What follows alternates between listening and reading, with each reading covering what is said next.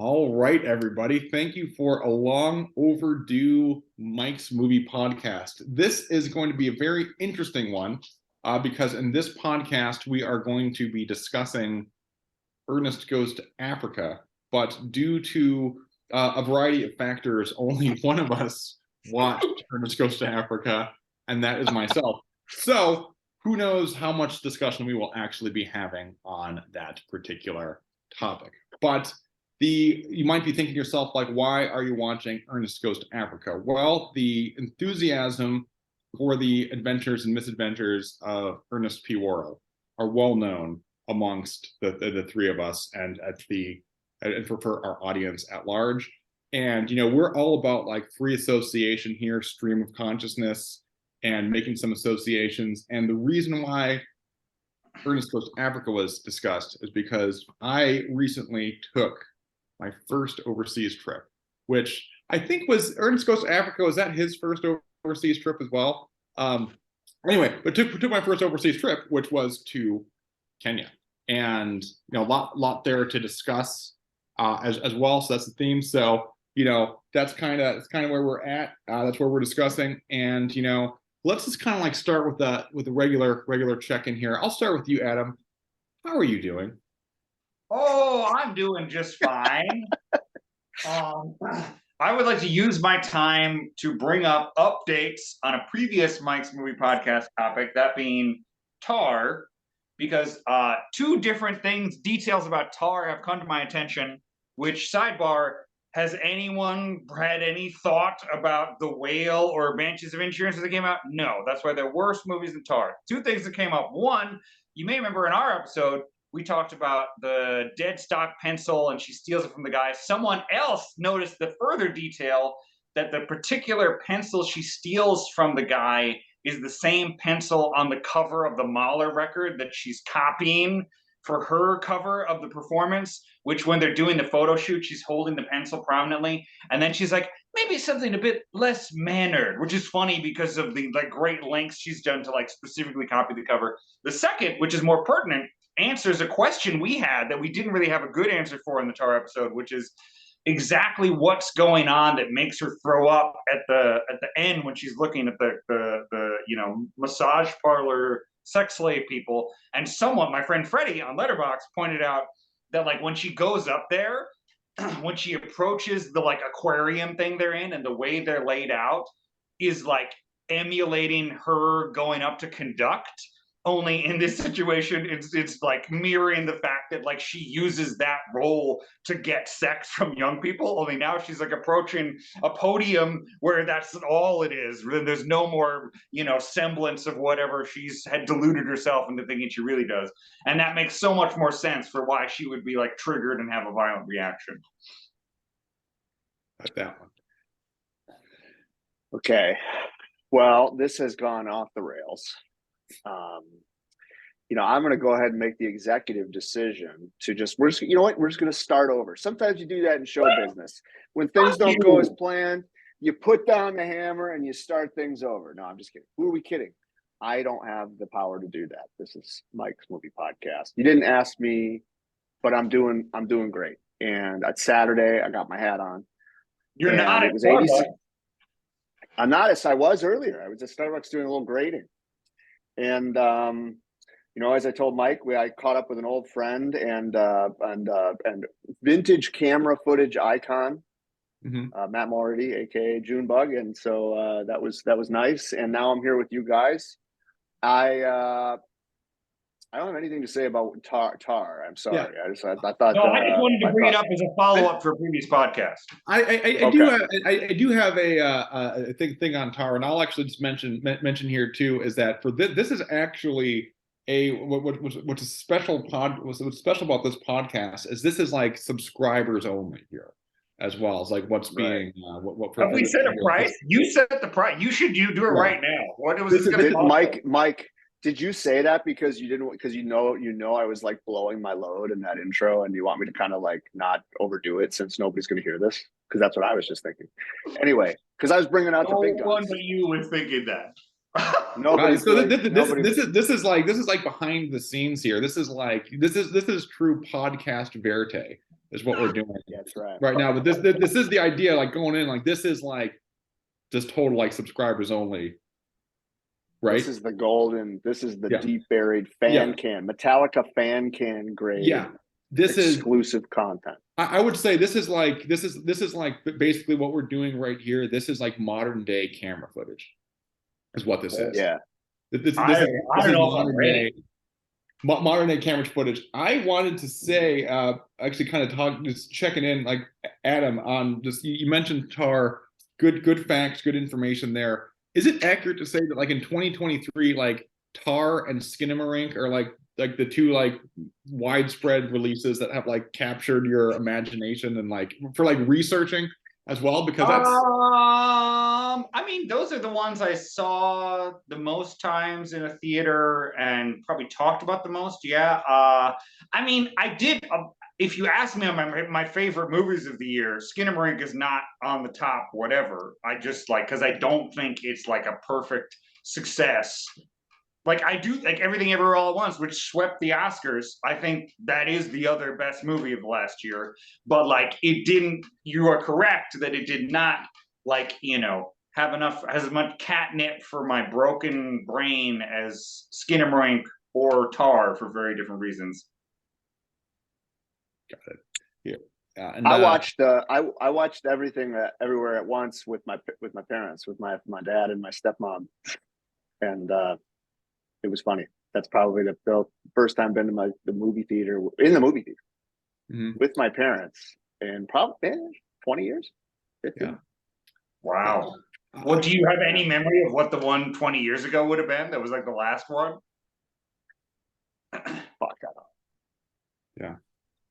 I also this is to put a pin in this for later in the show. I want to hear about what we got. Some movies coming out. I want to hear what everybody's most excited to hear. They got movies. Movies are coming out soon, which is not always the case. Yeah. You know what I'm saying? That is true, and we'll put it in that. I want to say a couple things. I do want to get into some detail about my trip to Africa because I actually have some stories to tell. In fact, okay, and actually, okay, so I do want to talk about like kind of like sprinkle in some experiences that I have about the trip that I took to Kenya, which was a work trip, and I'm going to get into some like I'm gonna want to talk about some of the more like mundane details about just like the traveling itself. So the flight that I took was Seattle to Amsterdam, Amsterdam to Nairobi, which is like 18 hours of flight time, and which is a bit grueling. And so something that I'm gonna give a long boring story here. So this will be like the Naked Gun 2.5 when they're giving the speech at the end about like renewable energy and everybody's falling asleep. That's what you're in store for. Yeah, but it's going to be like the part in The Whale where the boring parts were when that the real emotion is. Yeah, but there were no boring parts in The Whale. So, but I want to. So here's this. I'll just get going. So back in 2003, so 20 years ago, I took a flight from Chicago to Los Angeles. And I was excited because this is a long flight. And that was like back when they had like in-flight movies that were playing. And it's like, you didn't choose. So like, they're just like, hey, this is what we're showing. And on the flight out there, what we watched was X-Men 2. Ian McKellen, Patrick Stewart, that version of it. And there's a scene, there's this, and I was really excited about that.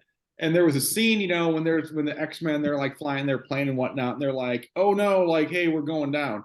And then like what happens is they basically the plane is being controlled by Magneto. But there's a sequence in that where, they're like, like we've losing control, like the plane's going down.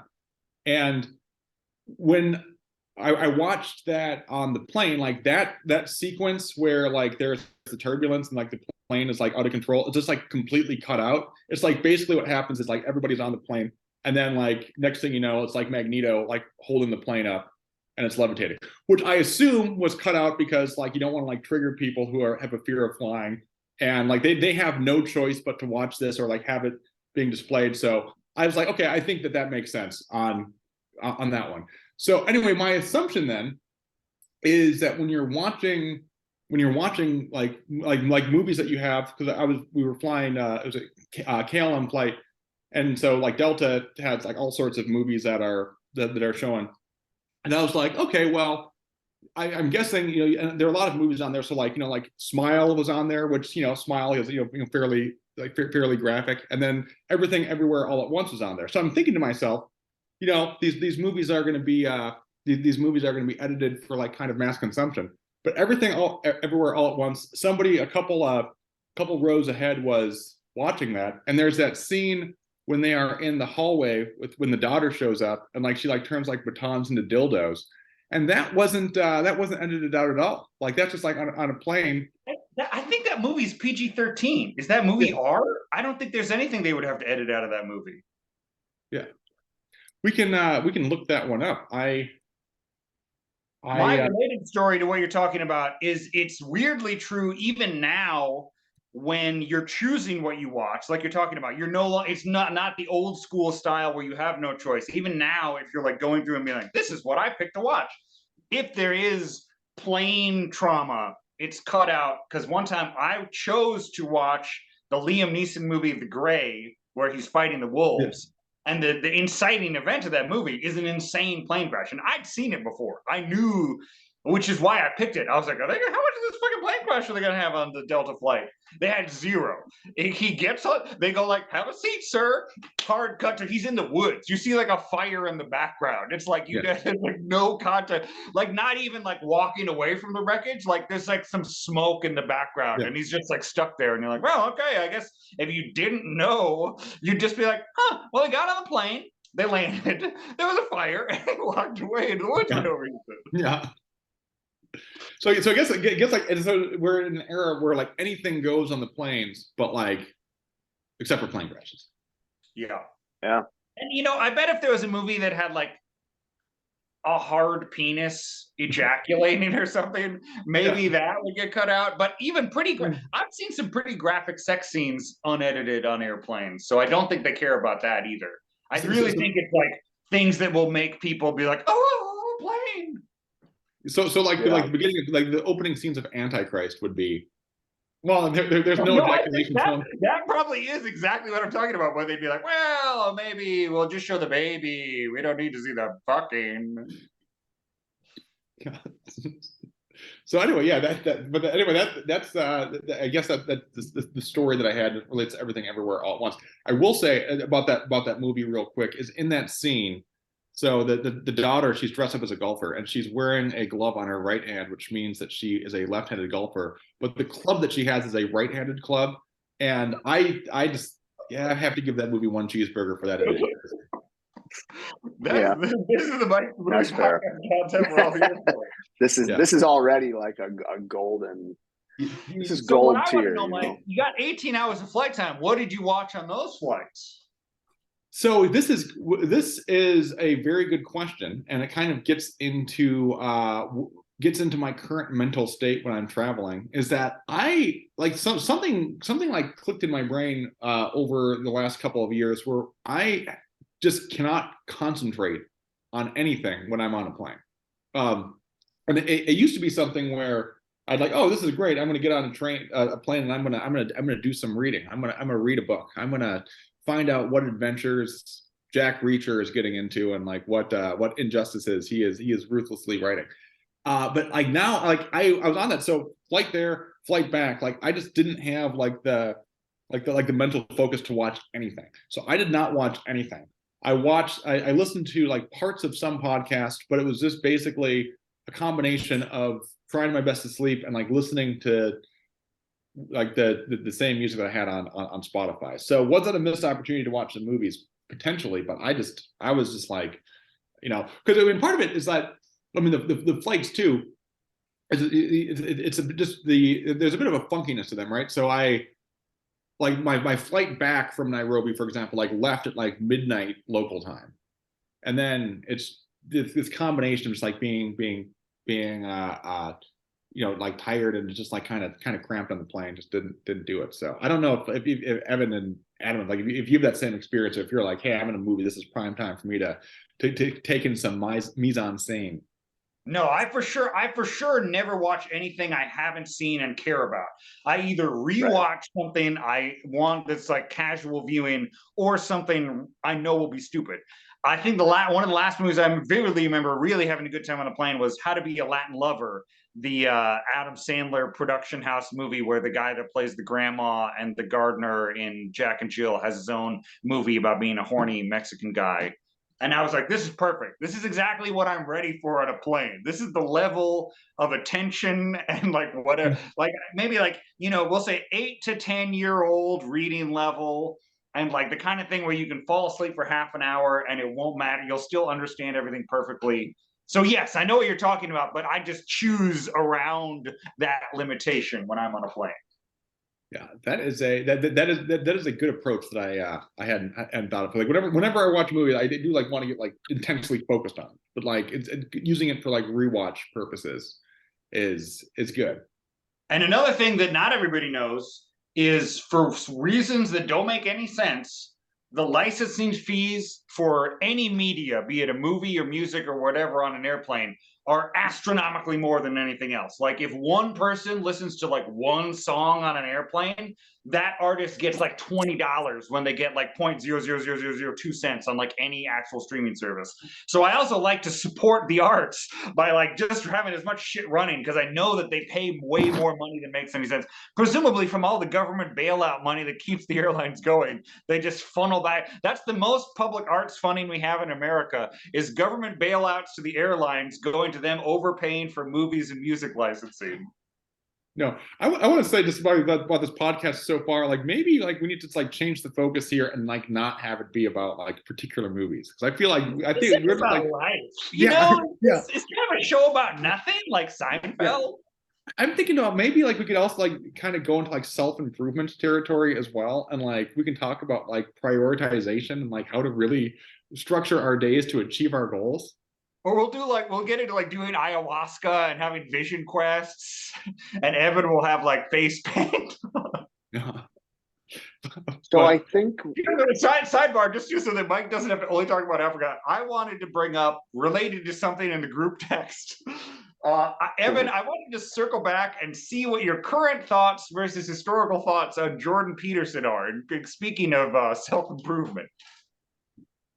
are you seriously asking me that? That would derail the podcast. This is the kind of thing you just set up a situation. You just set up something like I could talk for an hour about that. And if nobody wants to hear it, especially my brother and my two brothers who listen to this. That's fine. I want to get just broad strokes. Well, okay, I'll give you the Cliff's Notes. It's stupid to say anything. I mean, he is deranged. I don't know how anybody could listen to anything he's produced in the last 4 years and think anything but that. That's what I'm curious about. What's complicated is he has published 2 books, and they're both good. They're good books. But you're talking about like the classic era, or because I only know there was like whatever. What were the 2? He wrote this. The preface, I read them both in some with some care, and so the preface to the second book indicates just how far off the rails he has gone since he rapidly ascended to fame and drug addiction. He has been given a pulpit at this point that it's like Trump, where nobody, he's not ever going to be capable of seeing how truly insane he is, because of where he is in reference to the rest of humanity. So, but the truth is, he was not only a legitimate academic, but a very gifted one, and probably does deserve a reputation as an important public intellectual. But it's unfortunate that he has corrupted that with it's funny. Yeah, absolutely. He did a 180. He's incredibly, anything he's putting on YouTube or whatever now is not legitimate. It's purely, he's just a machine at this point to make this money. He has no, and I've said this to Mike before, we talked about this, like he has a real prodigious talent in his field of scholarship, which does not include policy, law, or economics. And yet, if you listen to what he puts out now, it's all about policy, law, and economics. He doesn't know anything about that, and it's very clear.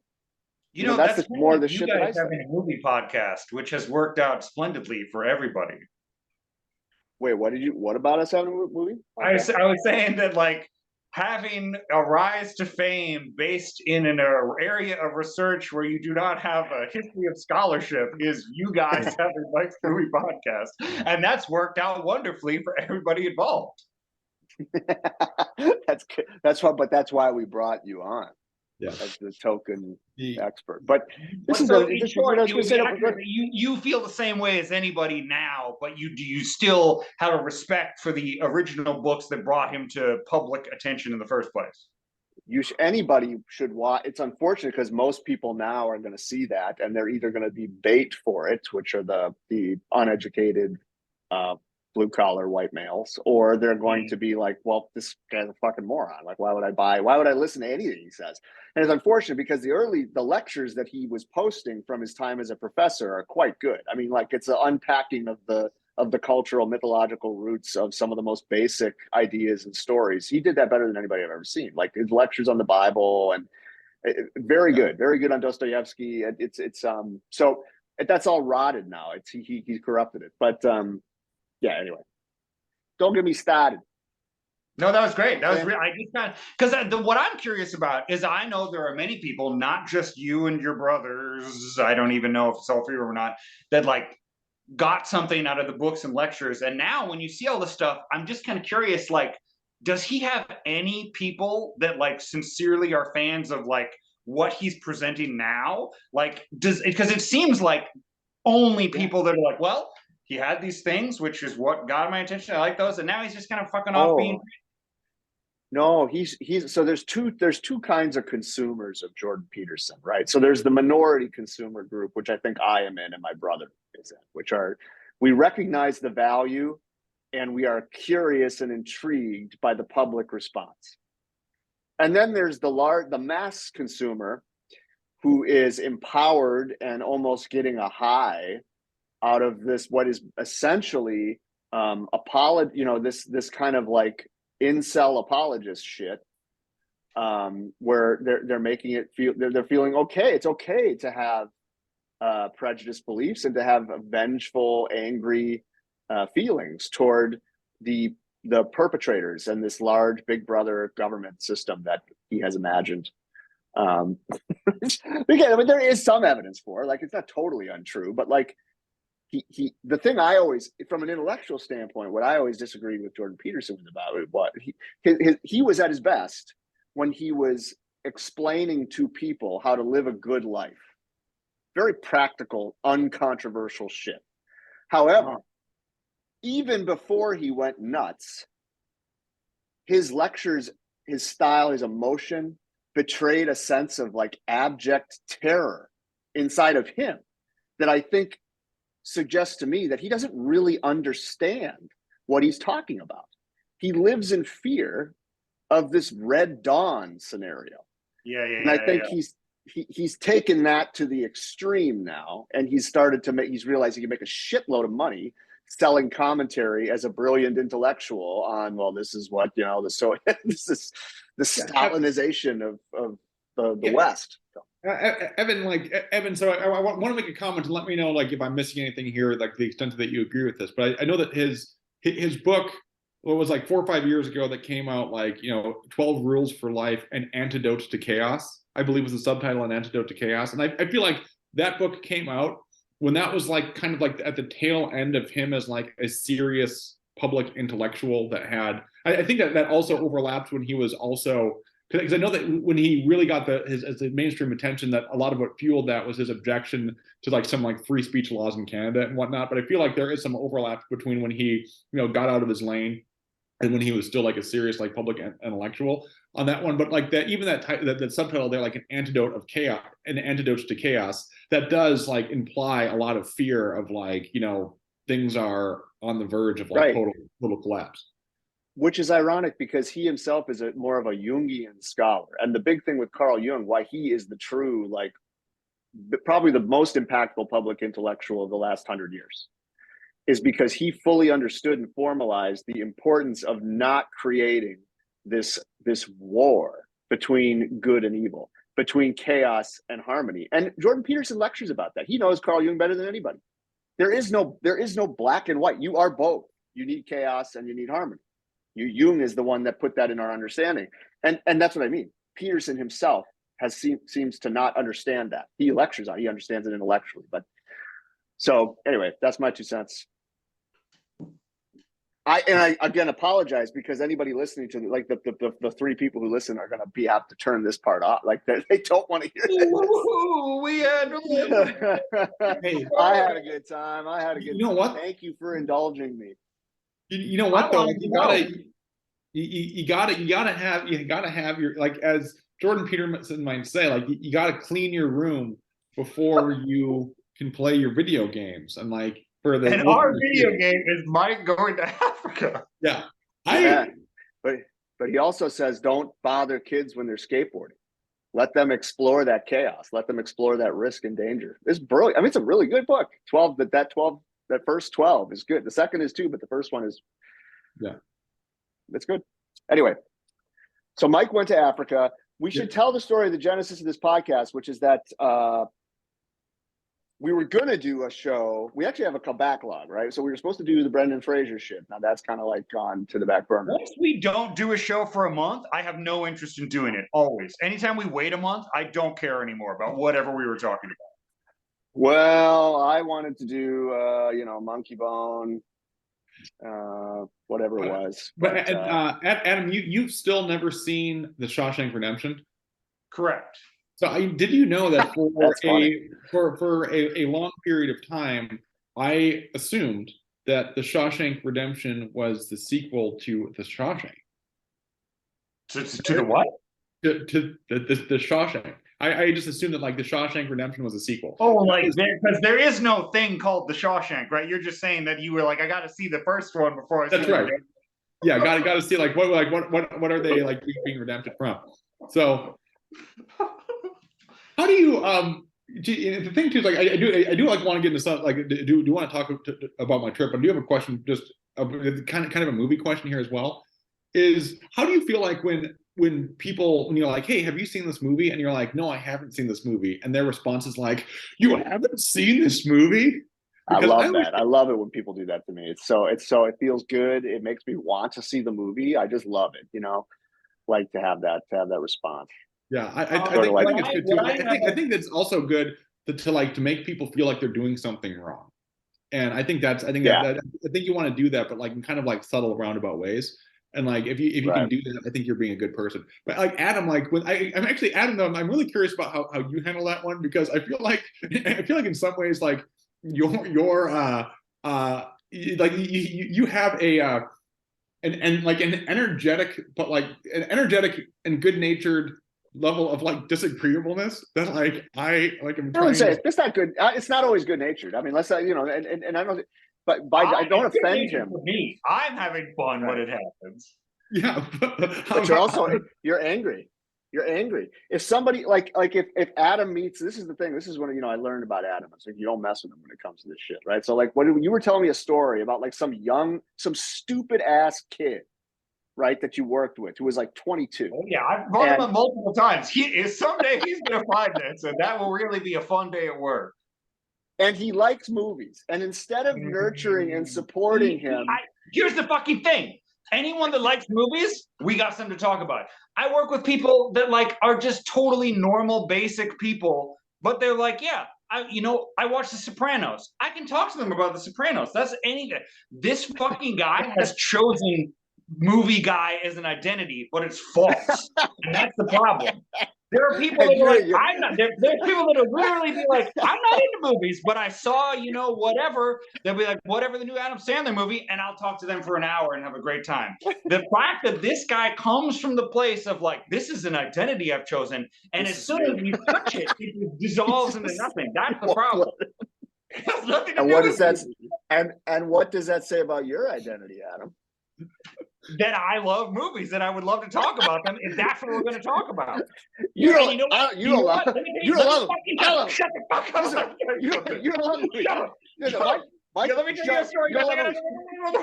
But okay, so that guy. So we all know it has already come up. I don't remember if we're recording or not. That Skinamarink is a movie I was very excited about. I had a lot to say about. I recommended it to some people at work that I thought would enjoy it. Not that guy, because I don't want to talk to that guy. And then like months go by. Now it's been on Shudder for like 2 months or whatever. And like back when it was in theaters, to anyone that I thought would enjoy it, I was like, this is some really weird shit. If you want to go see some weird shit in a theater, go see Skinamarink. Some people did, some people didn't. Didn't say shit to that guy about it. He comes up and goes, hey, Adam. And this is how he always is. And this is the root of the problem. He doesn't go, hey, did you see Skinamarink? At which point I would fall out of my chair and be really excited to talk about it. He comes up and goes, hey, Adam, I've got a movie to tell you about. And I'm like, I always am like, let's fucking hear it, buddy. And he's like, you can check out Skinamarink. Now, you dumb fuck. I saw it 3 times a year. I couldn't shut up for 6 months. You're going to fucking come in here and tell me you're going to tell me about it now? You don't know shit about that movie. But like anyone that saw it, I'd love to talk about it. Just be like, hey, did you see that? And like he's tried so hard to tell me about something, it always is garbage. But people that like I have nothing in common with recommended the movie The Butterfly Effect, which is one of the best movies I saw in 2021. Just people that like aren't even like movie people. They were just like, oh, remember that weird thing in Butterfly Effect? And I was like, no, I never saw it. And they're like, oh, you probably like it. Fucking loved it. Right. Yeah, but anyway, like, Mike's question, Mike's original question, which I'm still answering, about when people go, oh my God, you haven't seen that movie? That rarely happens to me. But like what the related thing that does happen to me is when you're talking about movies in a group setting, in a workplace, around people that aren't like penis boys or whatever, someone will be like, oh, have you seen that movie? And like someone has, and those people start talking about it. That's great. That's my favorite shit. It doesn't matter the context. If 2 people seeing something where you like it, don't like it, whatever. What I don't like is the groupthink phenomenon where like group of people, someone says, have you seen this? One or, a minority has, and they talk about it, that a third party that hasn't seen it is like, well, hey, what about this one I've seen? And I'm like, no. We're talking about the one we've seen. When we're done, then we'll talk about the other one, which we can all. But it's like a feeding frenzy thing where if minority of a group of people have seen a thing and start talking about it, outsiders are like, well, what about this? Well, what about this? Well, what about this? And I'm like, shut the fuck up. We're going to talk about this for 2 to 3 hours in depth, and then maybe make an appointment to talk about whatever the fuck else you want to talk about. Because what people really want to do that I don't like is just be like, yes, I saw that. Yes, I saw that. I don't care if you saw it. I want to know what you fucking thought about it. And that's one of my least favorite things is when you say, hey, have you seen this movie? And someone's like, yeah. And then I'm like, oh man, what did you think about this? And they're like, I don't remember that. I'm like, well, what's the fucking point of watching it if you can't even talk about anything related to it? A different person I work with both saw the new White Noise movie, which is a very Evan-related movie about academics and whatever. And she was like, did you see that movie White Noise? It seemed like something you like. And I was like, well, I did see it. Here's some stuff I guess. And she just didn't remember any of it. I was like, did you watch it? It came out like this weekend. You can't have watched it more than 48 hours ago, and you have like no retention of any detail about it. So what's the point of talking about it? Adam's angry. Hey, this is I've been having Daddy's had his juice here. This is me. Oh, there it is. Is that Shane on that mug? Shout out to Shane. This part above his head is what we're all experiencing right now. He has the juice, and it sets the fire. I just love that you're that passionate. And Mike, I'm sorry to interrupt you, but I'm just thinking about, you have this passion for movies. Like Mike is probably at that level with sports, just in terms of like the amount which you think about it, talk about it with other people.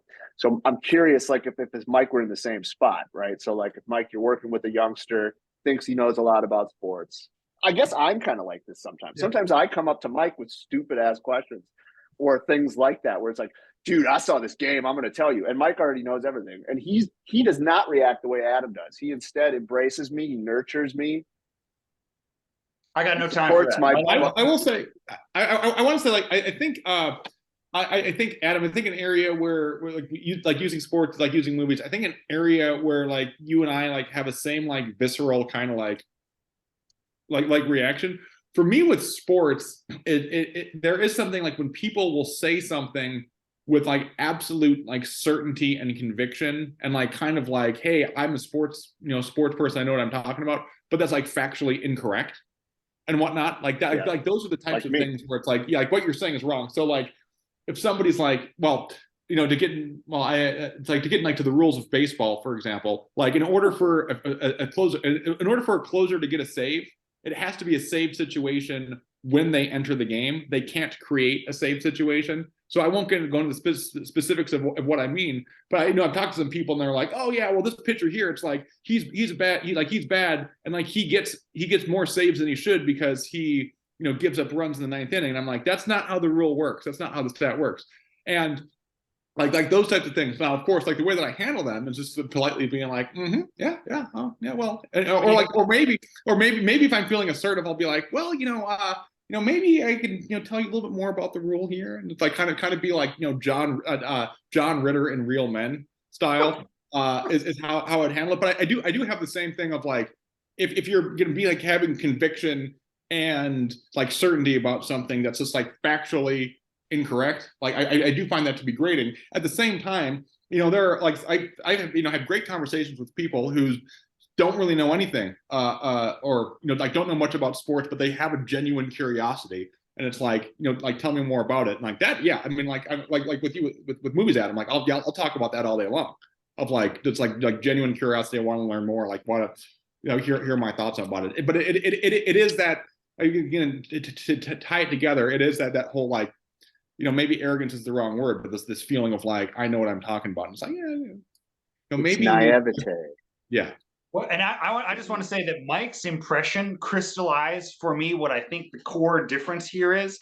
Mike's impression of how he deals with that situation is the most Midwestern affectation I've ever seen. Like if you were going to come up with like, what's a Midwestern way to deal with conflict? It would be Mike being like, oh, well, like maybe, but like, yeah. And I am the opposite. I have a rifle armed and ready to go, but before anyone opens their mouth, which even though my parents are both from the Midwest, somehow it didn't. That's a nature versus nurture thing, because both my parents come from a long line of Midwestern folks who were like that, but I wasn't born there, so somehow I ended up like this with that East Coast attitude. Well, yeah, you have like more of a New Jersey, like Philadelphia style attitude. You remind me of Master Shake. I've been watching. So I watch a lot of cartoons as a lullaby, as a sort of pacifier for myself when I'm trying to get to sleep, and Aqua Teen is one of my go-tos, and I always feel like I can relate to the Shake character, but I also feel like I see a lot of you in the Shake character. Absolutely, it's irascible, like fucking, yeah, just big fucking energy. All bark, no bite. That's what you are. You're Vermont. You think you're fucking Jersey, but you're Vermont. But my question is I'm fucking Jersey. Is Vermont? Adam is an aspiring New Jerseyan. What is Vermont though? Is Vermont considered like East Coast cultural? New England, 100%. New England. So then New England is Boston. Yeah, because it was so one thing was when we're talking about like New England, right? So you think about Massachusetts, you think about mass holes. Does that mass hole mindset, personality, does that pervade its way through the Green Mountain State? Do we call them assholes? Yes. No, but like our people in Vermont, like if let's say to stereotype. If we're gonna stereotype, Vermont people are hippy dippy new age farmers. That's the broad strokes Vermont culture, outside of the one semi-city we have, which is an overblown college town. It's mostly farmers that smoke weed and have like paisley overalls and are like libertarian farmers that like are hippies but have guns, I would say, is the Vermont stereotype.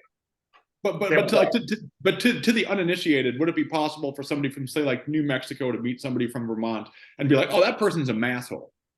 Or I don't think so, but I'm deeply biased in that regard. Yeah. That would be a question for someone from New Mexico. Yeah, we can. So I will definitely say that in my life, people never get Vermont from me. I've gotten people think I'm from Texas more than think I'm from New England. Yeah. Just like people that don't know me and will Well, find out Vermont. you're from Vermont. Well, They like think Vermont I'm is like lying. being from Vermont is kind of like being from Washington D.C. It's like a non-state. It's too small to have a culture. I feel like that's why I think I don't say that critically. that's your I don't within the wider United States, but like within New England, it definitely does. It has a regional reputation that does not persist at all. Yeah, for sure. I work with people that like didn't know it was a state until they moved here, you know. So in that regard, you're right. But if you're from the general region, it has a reputation, which is what I described. I'm a fan of Vermont butter. You know, there's a Vermont butter brand. It's good stuff. As a Wisconsin native, I enjoy cheese and butter, and I eat them. Wow, this is probably the best podcast content we've ever had. So these are the things that I like. I'd like to list the things I cheese and butter. No, but I did have a nudge. I got a nudge to list. So people don't usually. I don't find myself in the position where I'm fielding questions about have I seen this movie. It's more shows. I am starting to feel incredibly uninformed about the content universe. Mm-hmm. And it seems like almost every other conversation references one of it as a list of like 10 shows, and I haven't seen any of them. And one of them we already did. One of them is Sopranos, but most of them are more recent, right? So it's like Yellowstone, the one that's you are hanging out with some funny people. If people are bringing up Yellow, are you hanging out with like 50-plus-year-old men? Who the fuck is watching Yellowstone? My dad. Yeah, and so there's Yellowstone, and then there's like White Lotus and Succession and The Last of Us. Everybody's talking about these shows, and I just have not, What it is any show like that is the front page of a streaming service. Whenever a streaming service has original content that makes it the first thing that if you have no thoughts in your brain or preferences or context, and you're just like, I want a thing to happen on my TV, that's what you watch. Yeah. And you're right, that there's always 5 to 10 at any given time from the past 2 to 4 years. But the thing is, I'm not in the habit of watching shows to have that experience. I have one streaming service, and it's HBO. And the only reason I bought HBO is because they have the entire Adult Swim library for free streams. And that in itself, to me, is worth like $15 a month. And there's other stuff in there too. Yeah.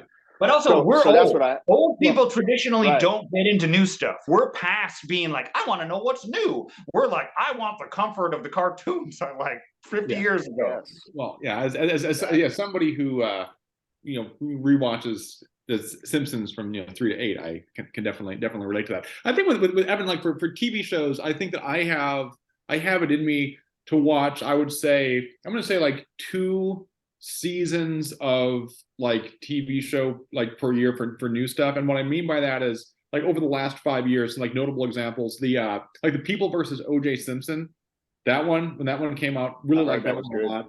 Like Breaking Bad, like Better Call Saul, really enjoyed those. Saul, yeah. What was the other one? I would consider like The Last Dance to be part of that as well as something where it's like heard of that. What the fuck is The Last Dance? It's Michael Jordan.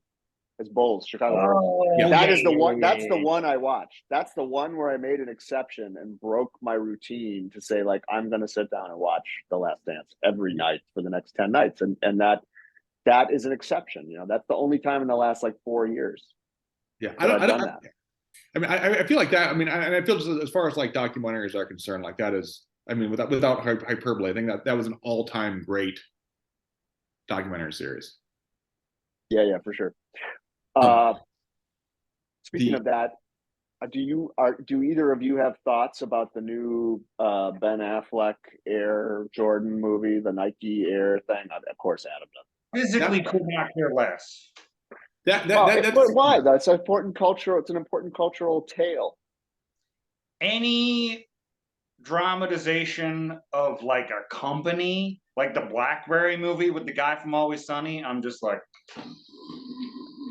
Yeah, that fits.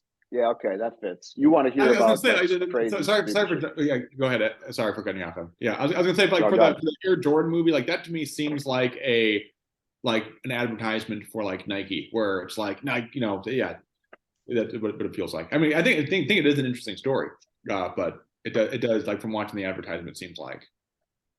Yeah, it doesn't look good to me either. I probably will go see it just because I'm curious. But Yeah.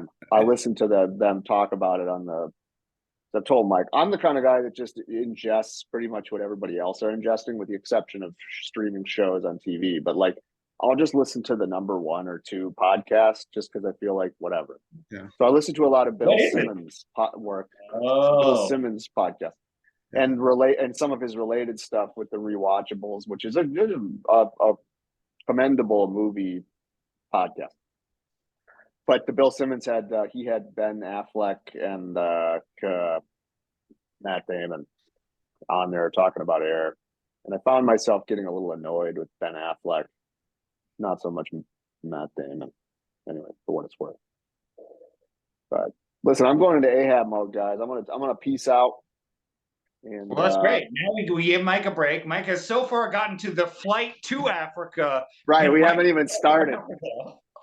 No, I do have to pee though, so I'm gonna step out. I'll be right back. Okay, Mike, tell all the stories before he comes back. Oh, I think that is the plan here. This fucking photo of Evan that comes up. I hope people that watch this see this fucking stock photo of him. No, we need to have like a 1990s Conan O'Brien style interview where we just like cut out the mouth. Yeah.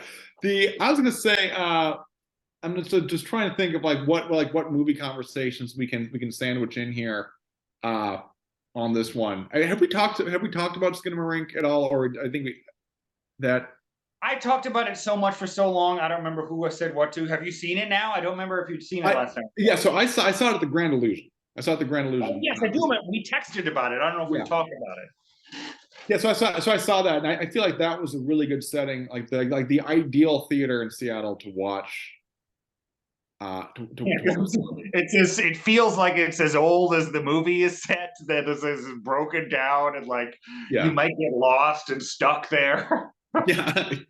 Yeah, and I guess I don't really have that. I don't really have that much to say about it. Where I think like your summary's line with mine, where I think it's awesome that random like hyper low budget movie somehow found its way to a wide release, and that, you know, a lot of people saw it and talked about it, and because it is unlike anything that you'll see on a mainstream screen. And I would say, like, I mean, I know that like some of the stuff I read in the lead up to it is like, this is the scariest movie that I've ever seen. And that's, whenever people say that, that's always nonsense, no matter what the fuck we're talking about. Yeah, I think there were definitely some like parts of it that just like kind of like generally like made you feel uneasy for it. But yeah, I mean, I would say it was, you know, yeah, I'm happy it exists, happy I saw it. I think I would, you know, like I think like I wouldn't recommend it for everybody, but you know, if you're a movie buff like us, I think you gotta check it out. But I think you also have to see it in the theater though too, because like I mean, the first time I saw it was not a theater, and I definitely didn't like it as much. But I think it just depends. People have different experiences. You know, there's no right or wrong answer. Yeah, yeah. And I think that one that would be a movie that would be interesting if there's like an extended 9-hour director's cut version of it where he's like doing like a scene by scene walkthrough of like, you know, here's why like this portion of the ceiling was on the frame for 20 seconds, like here's how this connects to the rest of it. I think that would be interesting, but that wasn't readily apparent from the first viewing. I could do that. After the third time I watched it, I was like, I've got it all figured out now. Yeah. Are we still not talking about Africa? Yeah, you actually wanted to miss out on the Africa. We were being polite and waiting for you to get your ass back. Well, no, it was like, no, I was doing the thing where it was like you're at the restaurant and you get up to go to the bathroom and hope that when you get back from the bathroom, the food is what they're waiting for you. So that's kind of what I was hoping here. The food being Mike talking about his trip to Africa, and you guys, I'm still waiting. I mean, hope is not a strategy. Go Africa. Sum it up in one word. If you could sum up the entire trip to Africa in one word, Mike, what would it be? Great. Let me ask you this. No, step by step. We've got the flight. Okay. You get off. First off, no, here's my first question. This is actually my biggest question, why I was confused about it initially. Do you still work for the dog related company? Is this correct? No, I do not. Okay. Yeah. I thought you did, and was just spiraling, trying to think of how that dog company would send me to go to Africa. I was like, maybe they're like rescuing dogs there. I don't know. Rover. So anyway, I don't even know what you do for a job now, and now it makes a lot So, more sense. When you go to I Africa. will. I can fill in, because that's an important thing. And actually, so what we're talking about. So, are you familiar with business process outsourcing, or BPOs? Or, when you call customer service, oftentimes the person who's answering the phone is overseas. Okay, yes, I'm familiar with that. So that idea there. So it should come as no surprise that is a, from the business perspective, it's just less expensive to have that. So actually, at this bit of Rover, and at this my current role, where like a lot of to kind of use some industry jargon, some of the customer support, or some of the tier 1 support that you have, is conducted by BPO sites that we have really all across the globe. And in like Nairobi, like that is something where like that is like rapidly expanding in there, because like when you look at Nairobi, so you have like a highly educated population, and it's also English speaking as well. So there is just like a big opportunity for that. So we have like a vendor partner out there. So I was like doing a site visit to basically like meet the people that we work with, like see the actual campus, and and whatnot, like doing business stuff. So that's why I was there. Do you dangle incentives in front of the Kenyan outsourced laborers, like if whoever gets the most good ratings from the survey gets like a Snickers bar or something like that? A pair of Levi's jeans, perhaps. Maybe a pair of Levi's. Yeah, I heard they like that over there. Anything you can get from Western culture, they love. Like anything like a Wait a can. second, Aaron, did you go to Africa? Where is this information coming from? You think maybe Mike would know? No, I've gone into I see. This is what happens. Okay, so I've already the word Africa triggers in me this desire to play this fake racist character, which I am not, which I hate. Was it in the recording when you said you never say anything racist? Yeah, but see, that's the thing. It's just a persona. It's a character. It's supposed to be funny. It's satire. It's satire. For those of you who don't know what that is. Okay, so anyway, I'm done with the satire. I'm ready to hear more from Mike about reality. Yeah, let's just get the real facts. Okay, so you went there to the site visit. You met the other workers, right? Sidebar. So you don't work for Rover anymore. That's right.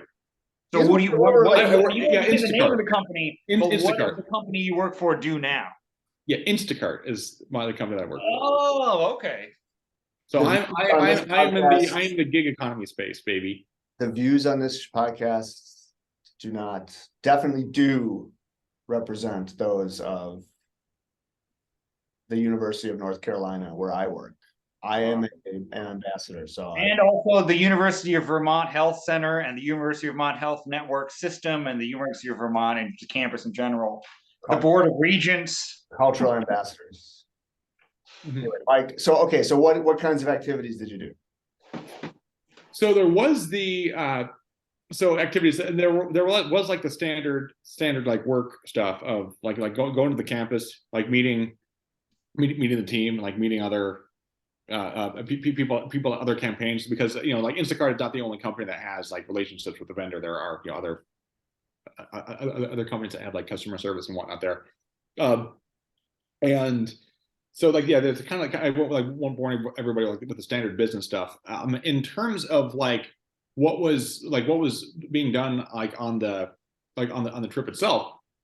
So I can say that the hotel that we were staying at was at it was also connected to, I believe it was called like the Village Market is the name of the place, which is the largest mall in East Africa as well. So I wouldn't like say it was like I wouldn't say it was like the size of the Mall of America, but it was like it's a pretty big and expansive structure.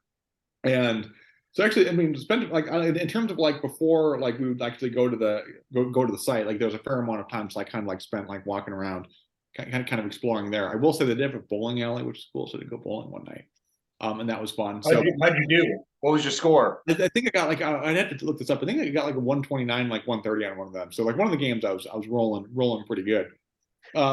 Nothing that was terribly interesting there. I will say, like in Nairobi, like there are just a lot more malls that you have that like Because they're not. yeah, kind of more common. I would say like if you think I don't know like Adam and Evan like when you were out when you lived in the Seattle area like did you ever go to like the Lincoln Square Mall or the Bellevue Square Mall? Bellevue, yes. Lincoln, no. Yeah, so it's kind of like that. I will say so one thing that I wanted to do but I didn't do is like there was another mall that we went to. I can't remember the name of it, and there was a movie theater there, and I am just trying to think. I think Ant-Man was playing, and then what Avatar 2, Puss in Boots was playing as well, and they had like a showing of Titanic that was playing as well along with other things. And none of the movies particularly interested me, and I did want to see a movie, but I did not end up doing that. Were they playing any African movies? Because Kenya, I don't know about, but Nigeria has a huge. So I will say the movies that I saw, they were all like mainstream, like United States releases, is what I saw. So I didn't notice anything, and I actually couldn't tell you like what the film industry is like in Kenya, and like how much like in the way movies are being made there. So, Nigeria is the only country in Africa that I hear or know about having like an active movie production scene. I'm sure there are others, but Nigeria is the one that's crazy enough that like people in America pay attention to it and you hear about it. Yeah. But what you're saying though is that they've appropriated Western culture by showing the anyway. Yeah, right. Food. Did you eat any regional food, and what was your review of it, and what was it like? Yeah, so I'm gonna start with give the full Mike experience. So maybe so probably not the most the most unique to the area, but like the ones that like immediately come to my mind, like that think about. So I will say for the Coke products that we have there as well. So the if you buy a bottle of Coca-Cola there, they have the regular sugar and not high fructose corn syrup, which I appreciated. There is another place. So this is actually it's a chicken fast food chain that is based out of South Africa, but they have some locations in Nairobi called Galitos that I went to a couple of times, and those are areas too where it's just like my kind of like default. If I'm eating food, like I'm gonna want to find a Coke. I didn't see any Diet Coke when I was out there, by the way. But like I want to get some Coke. Like what's a fast food place that has like a chicken sandwich? And like that's so I was able to achieve those objectives. So not as much in terms of like I guess like more like traditional Kenyan cuisine. Like didn't do that as much. We did go to like one night when I was out for dinner, we did go to a Brazilian steakhouse, and it's like one of these places where it's like they just like people like walking around and it's like, hey, do you want some meat? And they just like put that on the plate. And I think probably more like regional to Kenya. I did have some ostrich, which was great, and also crocodile for the first time to go along with like the regular chicken. But yeah, not as much on the kind of the more like traditional food, and that is something where I could have planned that a bit better and made that more of a priority. Because how long were you there altogether? Was it a week, 2 weeks? I don't remember. Yeah, so I actually in Kenya I was there got in on Sunday, like it was like Sunday morning, and then left the following Sunday at about midnight. And then I mean a lot of the time was like like having like eating at the hotel, and it's like kind of like standard business dinner type stuff. Was there any kind of like coordinated sightseeing or your own personal sightseeing or tourism outside of the hotel mall? There was, and there are a couple of things. And this is kind of getting into more of like the really interesting stuff. So there is a place, like in Nairobi called the Giraffe Center, and it's a place where it's basically a sanctuary for giraffes. And I can show you some pictures, but like they have a nice platform, and you can like feed some giraffes some pebbles. So I made some. You feed them pebbles? You give them like pebbles of food, I would say. So like and whatnot. And then, but then we also did take an overnight trip to the Masai Mara National Reserve, and that is closer to the Tanzania border. So like on the opposite side of the Tanzania border, that's where you have the Serengeti. So, and we went on a couple safaris there, and that was awesome. So saw some giraffes, zebras, water buffalo, hippos. We saw a leopard, which apparently like leopards are like pretty rare to see on those trips, and we saw one of those. We saw a wounded cheetah, which was actually which was kind of a bit sad, but there were a couple like park rangers that were there that like kept an eye on it, because the cheetah was, you know, had a cut, and it's one of these things where it's like, if the cheetah's just like left there to their own devices, they probably get attacked by other animals. So hope everything worked out with the cheetah there. And then you saw some lions, and I can't remember if I said gazelles already, but like went on an afternoon safari, went on a morning safari, and that was awesome. So anybody that is listening to this, Evan, Adam, if you're ever, I don't know if you've been to Africa before, if you have any plans on going, but that was a really cool experience there.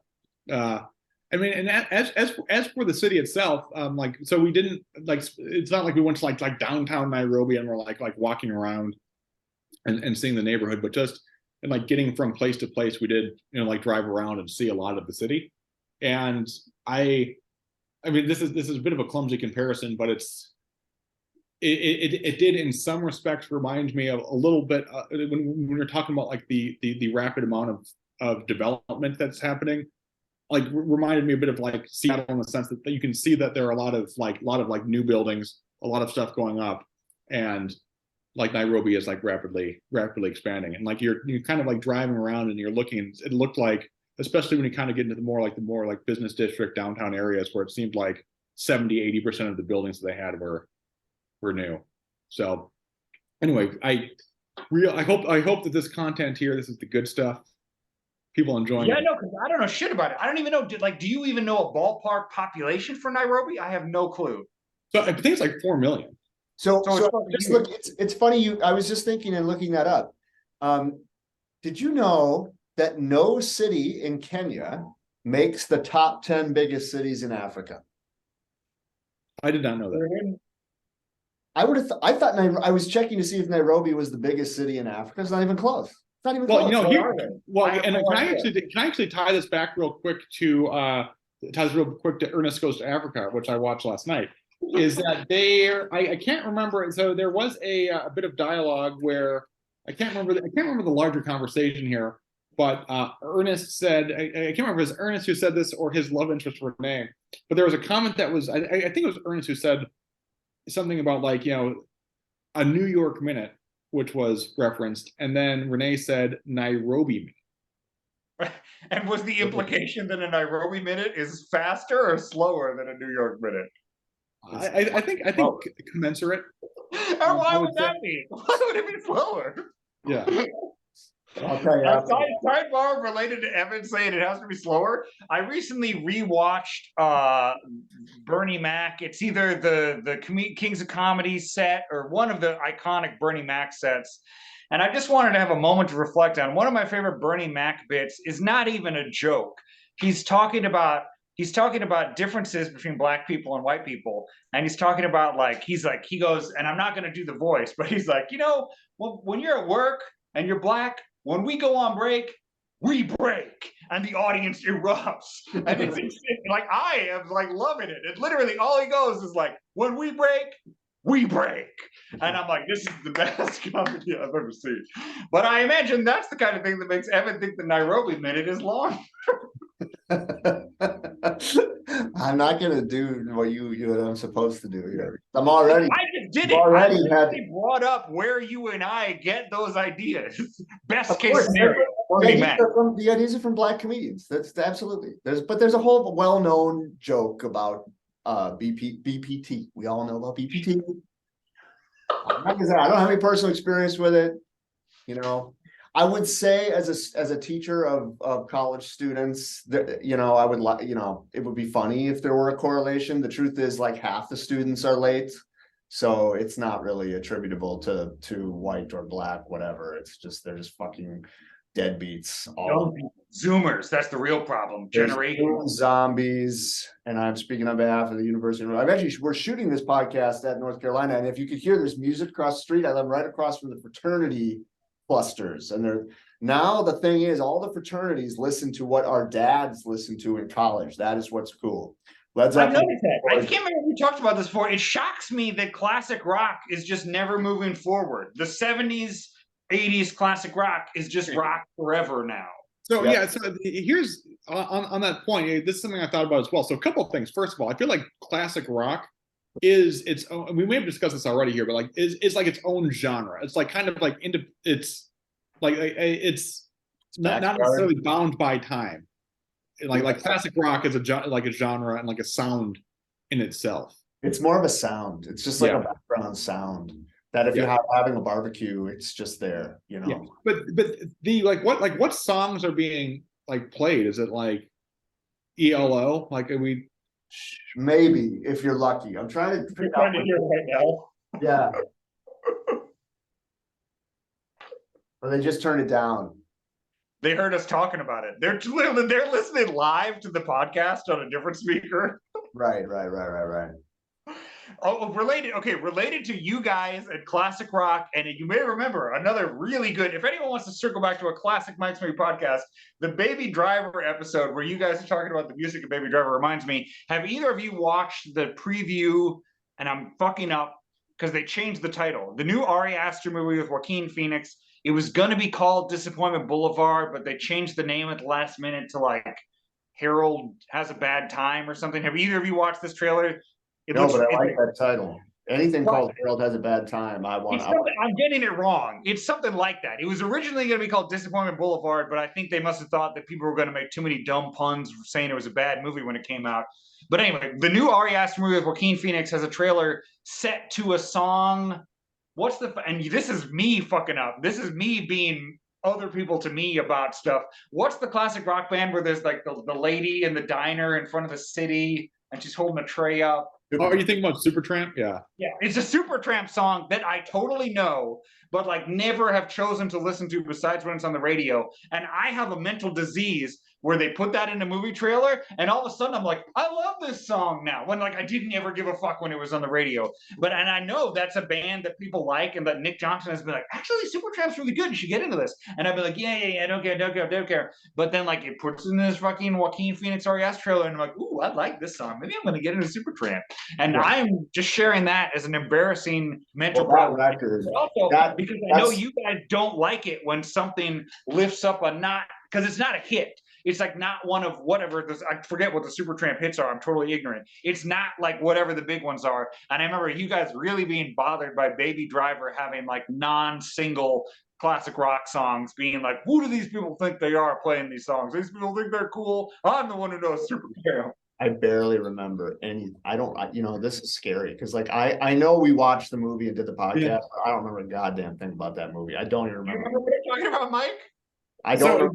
So we talked about that one. So I remember. So like for Baby Driver, in terms of, I would have to like double check the soundtrack to see what's all on that. What I do remember is that probably the most prominently featured song that was "Brighton Rock" by Queen, and I do remember that one. But I actually don't fully remember the conversation about the classic rock songs. It was wall-to-wall classic rock, but none of them were the big singles. And you guys both took issue as if it was pretentious for them to choose non-single classic rock tracks that you guys admittedly were like, yeah, that's a song I like, but who the fuck does this guy think he is using a song I like that isn't a single? What, do you think cool picking the Underground Queen song or whatever the fuck? And I remember it stuck with me all these years, and I thought about that when there was a Supertramp song in the Ari Aster Joaquin Phoenix. I think you are piquing my interest enough where I might want to like re-listen to that one, because like most people, for example, I really like hearing recordings of my own voice. One of my favorite sounds.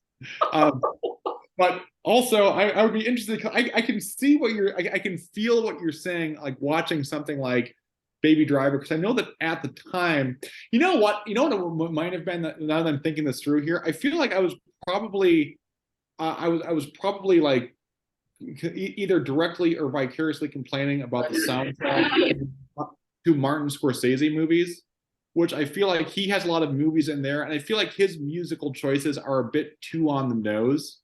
Oh yeah, I mean Robert Zemeckis is the most on the nose. Robert Zemeckis, then Scorsese, for obvious big hit classic rock songs where the lyrics are like describing what's happening in the movie directly. Yeah, and then I'll read a review of like the use of Martin Scorsese's music is amazing, and I'm like, You're wrong. On that. For the music. Okay, so I actually want to address something here too, because we talk about Supertramp, which I do like Supertramp. They have some lot of good songs, and like my dad's a huge fan of them. I want to address though on this kind of genre of music, and this is related to Steely Dan, and I will say like Steely Dan, and this is something I know like I've talked to Nick about extensively, and Nick, I know you're listening here. I gotta say, I just can't do it. Like Steely Dan, I just can't do it. There's something about the way that Steely Dan sounds where I appreciate what they're doing, and I think that like the world of music, the overall catalog of music that exists on Earth is improved because Steely Dan exists and they've made it. But like just something about the way that it sounds, I just can't. It's one of those things that polarizes people. Yeah. I've never met anybody who's like kind of into Steely Dan. Yeah. They either fucking hate it or it's gold. So I don't know. Like I'm one of those who hear it's like crack cocaine in my ears. I can't get enough. But like, it's what is the thing that some people taste like soap? It's the cilantro of classic rock. Yeah. I don't think, because I understand the analogy, but to me, there is that little dorky kind of gay edge to Steely Dan that undercuts the classic blue jeans, hard dick, classic rock bullshit, which is why to me, I like it more. And that makes me understand, separate from a weird genetic trait thing like the cilantro thing. Like I feel like it's a little too dorky and a little too gay for some people. I think it's the dorky gay polish that I like. I like me too, absolutely, 100%. Like but I'm saying, like, unlike cilantro, because the thing with cilantro is if you don't have that, you're unable to even perceive what the other people's problem is. I perceive it with Steely Dan, and it's what I like about it. Well, this is the artist, this is why like there's a sort of elegance to the small penis art form, right? Like so Michelangelo's David is the sort of symbol of this, right? But because you look at this big, great Greek figure, this beautiful man who has the world's tiniest penis. And, that's the Steely Dan. And it's like, yeah, we know we're just pasty white losers. And so we're going to give you this crack cocaine, little mega produced. And that's a very different thing from somebody like Edgar Winters going out there and just whipping it out. He's whipping it out, big fucking schlong, take this thing, Yeah, who do you guys think of all classic rock bands, which one as a band has the biggest penis? I have my answer, but I'm not really as in depth with the community. This is a good question. Before we dive in, I just want to reference an Onion article. This is from 2008. Donald Fagen defends Steely Dan to friends, and there's a paragraph in here. No one knows better than I do that this stuff can get extremely self-indulgent, Fagen said. And yes, I realize that all of the preciousness and apparent awe at its own cleverness can be a little too much to stomach sometimes.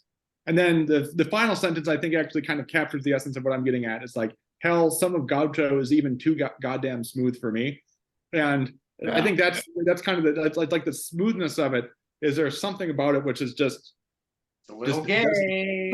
But I will say this, like in terms of like classic, like, or I guess not so much classic rock as I guess like prog rock, is that I also like one of my all-time favorite bands, as you know, is Rush, and like to this day can't get enough of them. And like a lot of people just hate Rush, and I totally get it and I totally understand. They're on the small side. To me, you can be as dorky as you want, and that like Rush, possibly Rush and any of the prog bands, way dorkier than Steely Dan. It's the combination of dorky and gay, which don't usually go together.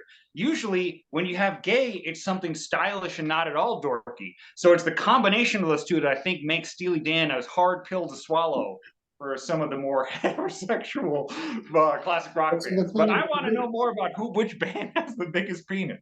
So I want to be careful about the use of the terminology here, because I agree that it's dorky and gay. So I guess what would like Queen would be something that is gay but not dorky, because Queen is fantastically epically gay, and Bombastic. and like Steely Dan, very syrupy in production value, like overly, if any, like just obsessively produced. So I think of like what it's hard to pick the band with the big dick. I think of things like musically, it's the most elemental shit. Like maybe AC/DC, Mike. I don't know, but see, AC/DC. I was going to say AC/DC. Yeah, so AC/DC simplistic and raw and just sort of, I mean, definitely also overproduced, but in a different way. If anything, the production is to emphasize the large penis. And which I recently they're small guys with a big dick. That's the AC/DC promise. I recently watched the feature film adaptation of the board game Battleship, which I don't know if any of you have seen. There's like 5 AC/DC songs prominently used in the movie that was really had AC/DC on my mind. Where I think at first they play like TNT or something, but they play AC/DC songs I've never heard in the movie Battleship over just guns shooting, like big naval guns, and that's what had AC/DC and penises on my mind. So was the song Big Gun played, which is also prominently featured in Last Action Hero? It could be. I don't remember. Bon Scott AC/DC is the biggest dick. So if that's too easy, so what's second place? Since that's too easy an answer, or if Mike has a different first place answer, I'll have Mike answer. Yeah, well, I want to say that I agree with that. And I'll just kind of to build on this conversation real quick, is I am a big fan of all AC/DC, and I think that like Bon Scott is awesome and Brian Johnson is awesome. I will say that if like instinctively, like which do I find myself listening to more, it is Bon Scott era. But is that because of the relative novelty that you over listened to Brian Johnson era as a youngster? So I think that I would have to think about that one because I don't have an immediate answer to it. I think that part of what I like about the Bon Scott era. So I think overexposure. I'm gonna have to think about that because I haven't put any thought in it. That's a fair question, right? I mean, I know that's somewhat true for me. I can't tell either. I would say the same thing, but it's also because as an older person, I now think of Bon Scott as like a purer, cooler, more authentic version of AC/DC. Now, there's anything wrong with Brian Johnson. It's just that like the first AC/DC I heard, probably like many people, was Back in Black, and so that was like sort of the AC/DC, and Bon Scott was something a little different. And then now as I mature, it's more like, oh, actually, this, but. And Adam, real quick, I thought we had like the thing in like Airplane when the passengers were like letting themselves on fire and like hanging themselves. No, it started hailing here, and I was looking at out the window to see if it was causing any problems I needed to address, because it just abruptly became very loud because the precipitation turned from snow to hail. It is here with sunny, and I have my shorts on for reference. First of all, to get back to AC/DC, we're talking about AC/DC, guys. Is okay. That's enough. Well, I got both shorts on. Oh, good. They're not one-sided shorts. I'm going for whole hog today. Yeah. I want to say, like, for the Bon Scott Brian Johnson preference, I want to actually kind of bring Metallica in here for a second. So I want to talk about the opening track to Kill 'Em All, Hit the Lights, and something I like about the like about Metallica sounds, like one of my favorite parts is like when you have like the extended Kirk Hammett guitar solos as well. Yeah. And I think the part of what I like about like Let There Be Rock, Whole Lotta Rosie, like that Bon Scott era, like you do have more like extended, Angus Young going ham on the guitar as well, which I've come to appreciate. And the thing too, like kind of your original question, was that I remember I famously asked the question of like, what would you rather listen to, like an hour of like AC/DC instrumental? I can't remember what the other option was there, but I did, like, at the time I was like, instrumental AC/DC is boring. I think the Bon Scott era, is a good counterpoint to that. Yeah, well, I think, I don't want to go too far down this tangent because I do actually have an answer to the second biggest dick question. But the the AC/DC records before Back in Black and even before Highway to Hell have they are more they have a more raw sound, raw, if that's a word. Like it's a little it's a little just dirtier and unfiltered, A little more brown, less produced, i.e. bigger penis.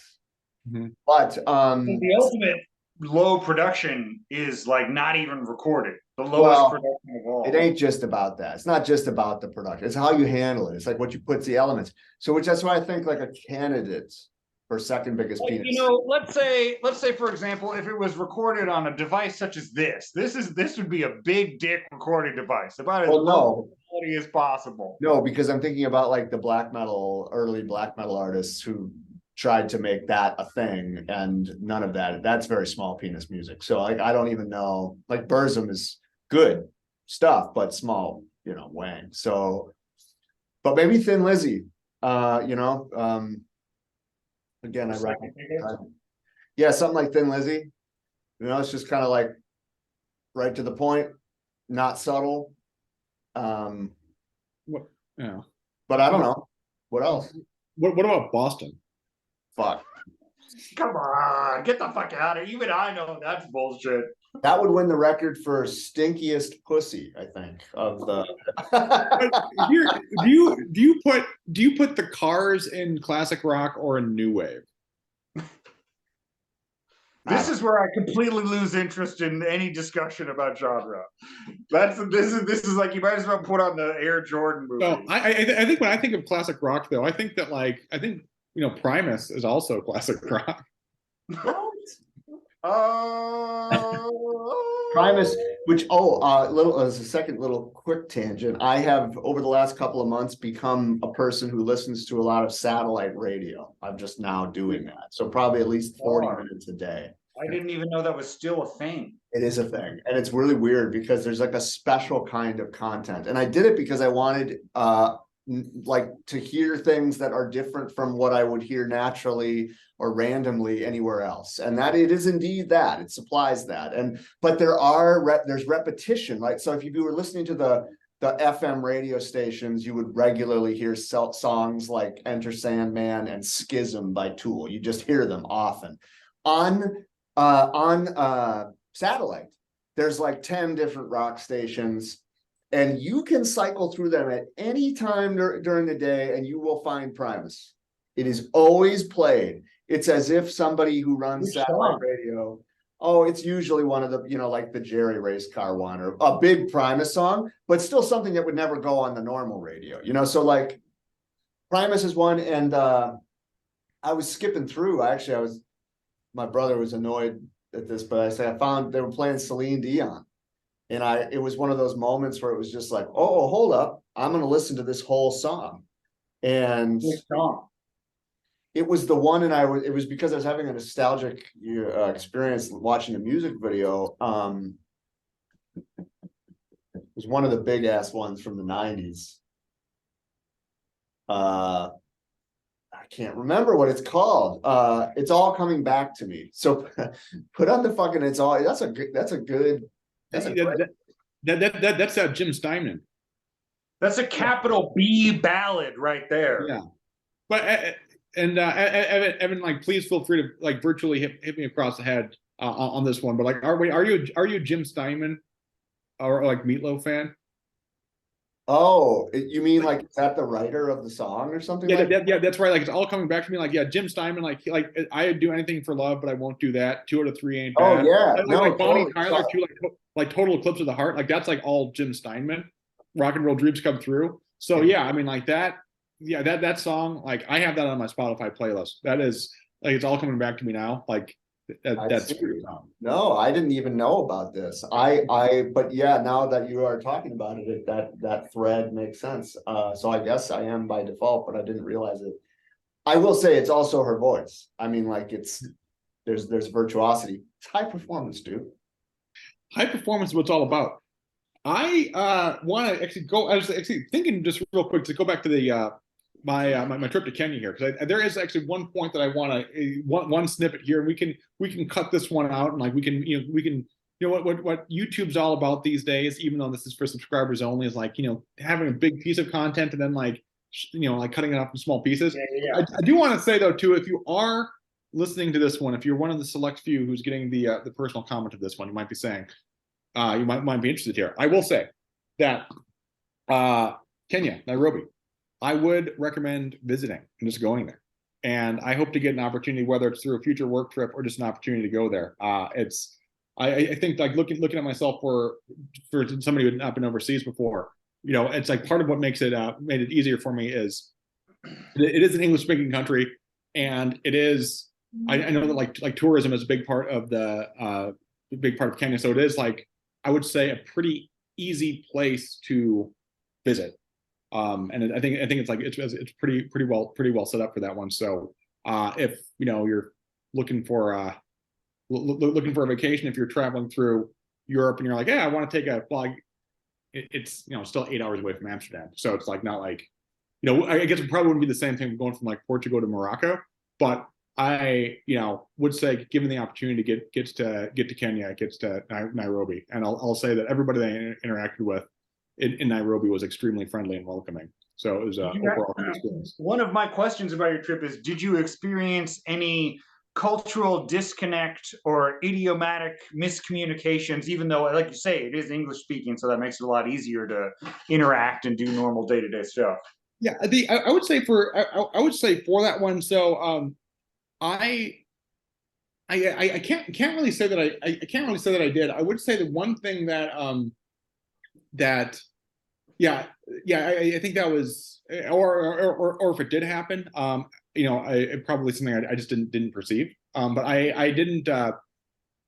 Yeah, I mean, there wasn't a situation where like I like used a word or a phrase and people were like, "Oh, yeah, I have no idea what you're talking about on that." So, which you know, I've like which has happened previously, but I will say there is there's something that I went to one day, which is called a Maasai market, which is like think of it kind of like if you're going to a local, maybe not, it's not like quite like a farmer's market, but like an arts and crafts fair type setting. But like the people there are like really like enthusiastic about like selling you their like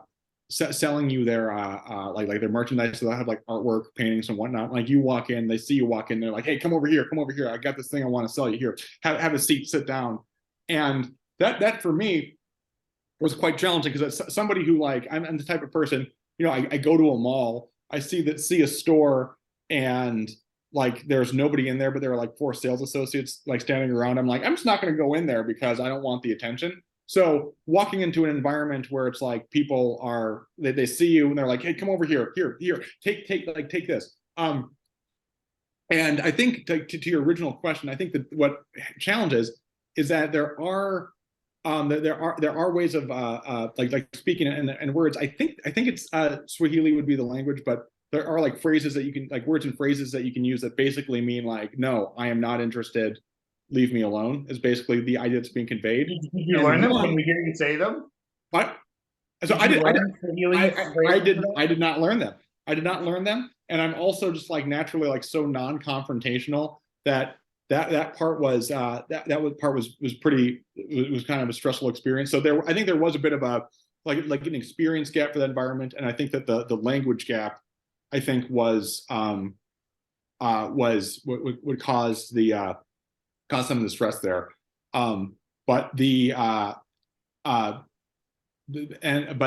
think that would have been the only time that I would have noticed any sort of like sort of stuff. I will say on this one too, and I would have to like look this up as well to confirm this.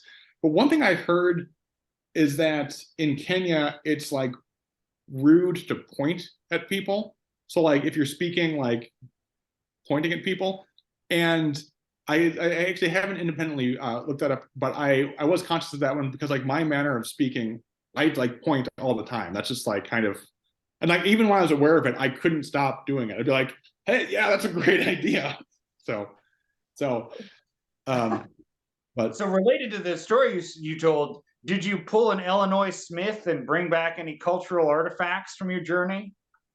I did bring back some. I did have some stuff that I brought back. I mean, I won't do won't do a full show and tell here, but like a lot. I mean, again, a lot of the stuff that I brought back was like fairly standard. Fairly standard stuff. Like for like the Giraffe Center, I got this. Yeah, there he is. Got this one here, and when I was there as well, if you give me your address, I can make sure to mail you some of these. But I got some postcards here. Oh yeah, That's there as well. And like from the aforementioned market, I did get some pieces of artwork for the family. See, I mean, giraffes, very cool. what are they doing in that one? Yeah, people were asking me like, "Hey, what's your favorite animal?" And I was like, "Giraffes." It's very cool. They're just like, Do you hanging out. feel like a giraffe yourself ever, as a tall person like me? You know, I never thought of that, but yes.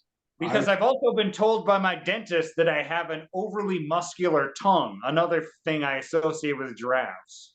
Oh, Yeah, that's what I'm giraffes. associated with.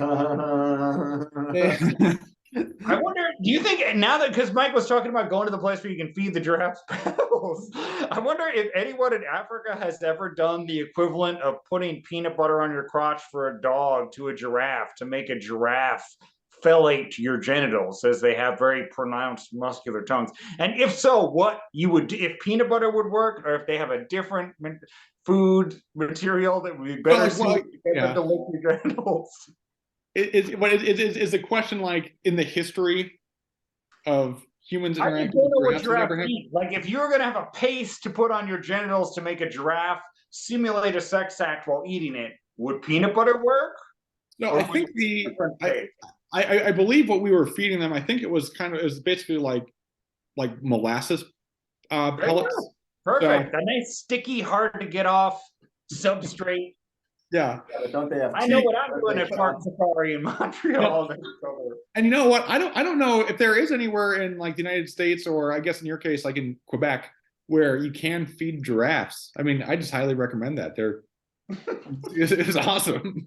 It's like on that note, they do have crazy tongues, right? The tongues are like 18 inches long. I mean, yeah, I'll have to like send some photos, and there's some like video after the fact. But yeah, it's like you hold out your hand here, and like the tongue is just like all up in your business. Yeah. What you're saying is, yes, yes. Well, you know. Okay. Another question related to your trip, and what are you there for work? Since it is a thing that happens because it's more cost effective, do you know how much those people get paid, either on an hourly basis or a salary basis, in American dollars? For that one, yeah. I mean, I have general awareness of the amounts there. I mean, the other thing too is I think it's so okay, so I'm just trying to think about the most the way to answer your question to get at the essence of it, because so I think in terms of like the American dollar value, so I would actually have to look at some invoices to piece it back together. So I believe, and I have looked up the median the median salary, the median income in Kenya, and I believe I don't know, so I'm just trying to think of how that relates to that.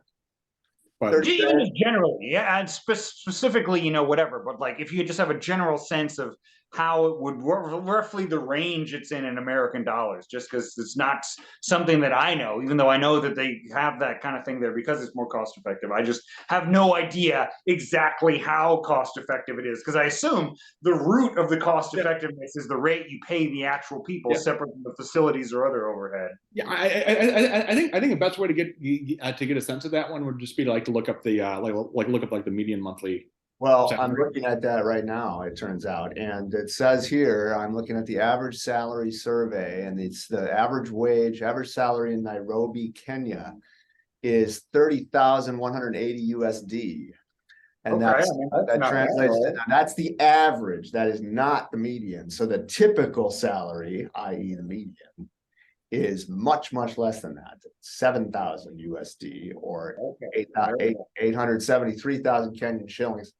which means that there's a lot of fat cats in Kenya. Now, as a statistics professor, I can tell you that the reason why that large gap between the mean and the median in this case, because you have skew in the data, got a lot of top coding, we would also refer to that as high earners, exploitative fat cats running these factories, making 50, 60 grand a year. Well, yeah. So is the data right skewed? Yes, right skewed. Yeah. Mhm. Mean is greater than the mean. There's a long right tail, in other words. You know what I mean? There's lots of this long right tail. We can look at a plot if you want. I can show you, but Yeah, let's look at it. Let's you know what, like interquartile range. That no. so I would guess, but I would guess though that these workers are probably, if they're call center people, they're probably making around that median, 7 grand. So what does that work out to hourly? That's what I'm trying to figure out. If you make 7,000 a year, hourly in US dollars is what? Like a couple cents? No, it's more than that. Well, this is what I don't know. I'm bad at math. It's fucking all right, let's do it. We got the calculator out. Boy, you know, I love practical math challenges. So we got 7 grand a year divided by 52 weeks divided by 40 hours. Yeah. What do we got?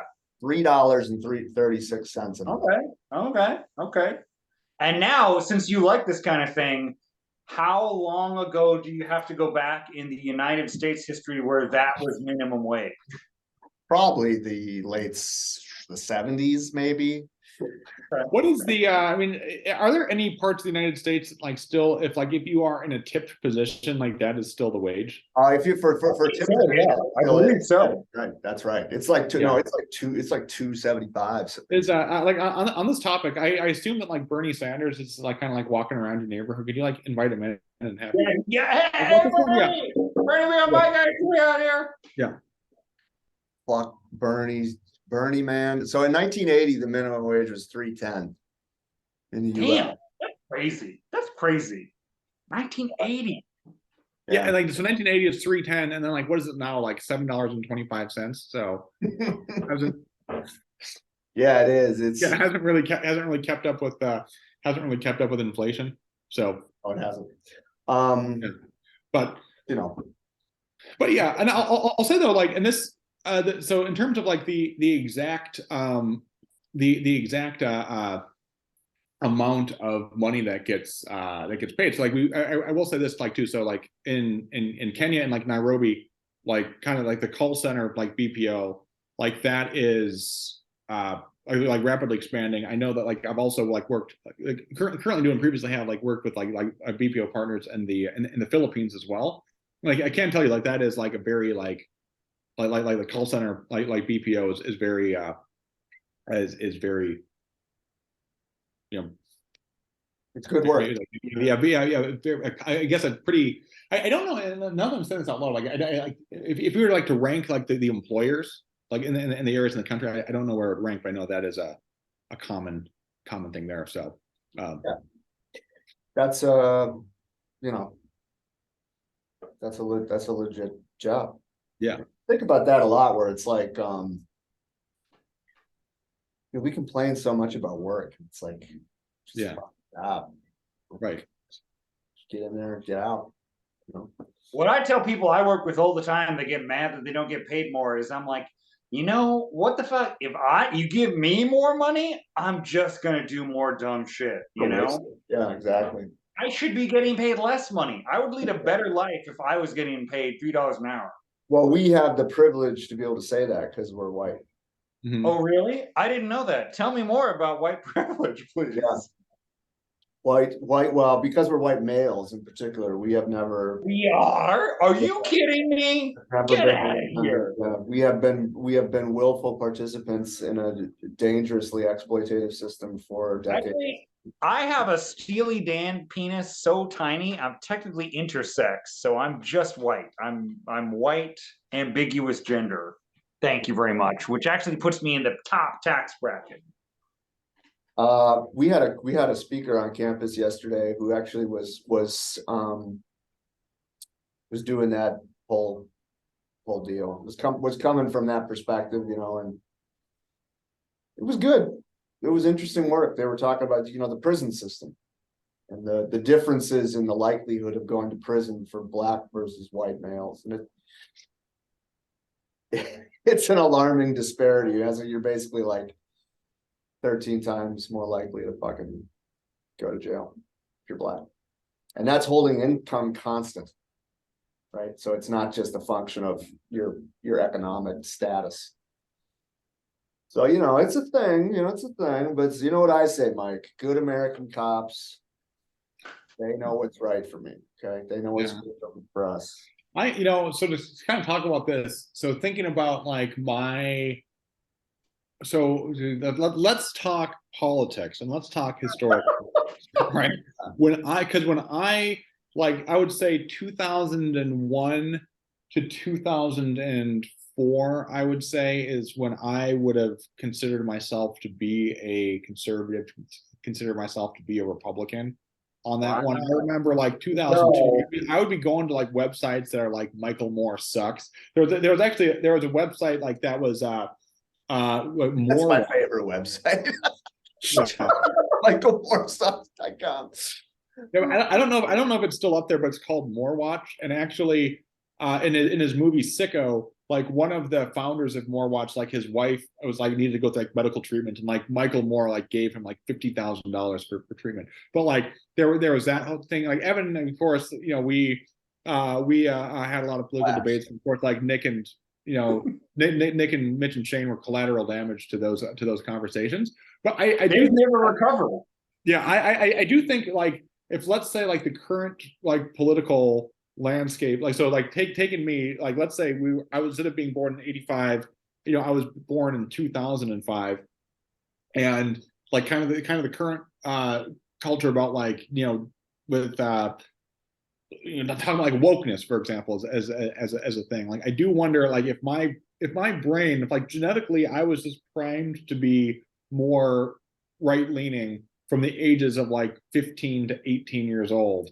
Like if I was born in 2005, if I would be, like watching, like Charlie Kirk videos and, going to like Turning Points USA, like watching Steven Crowder stuff. And like, if those would be the talking points that I would be parroting.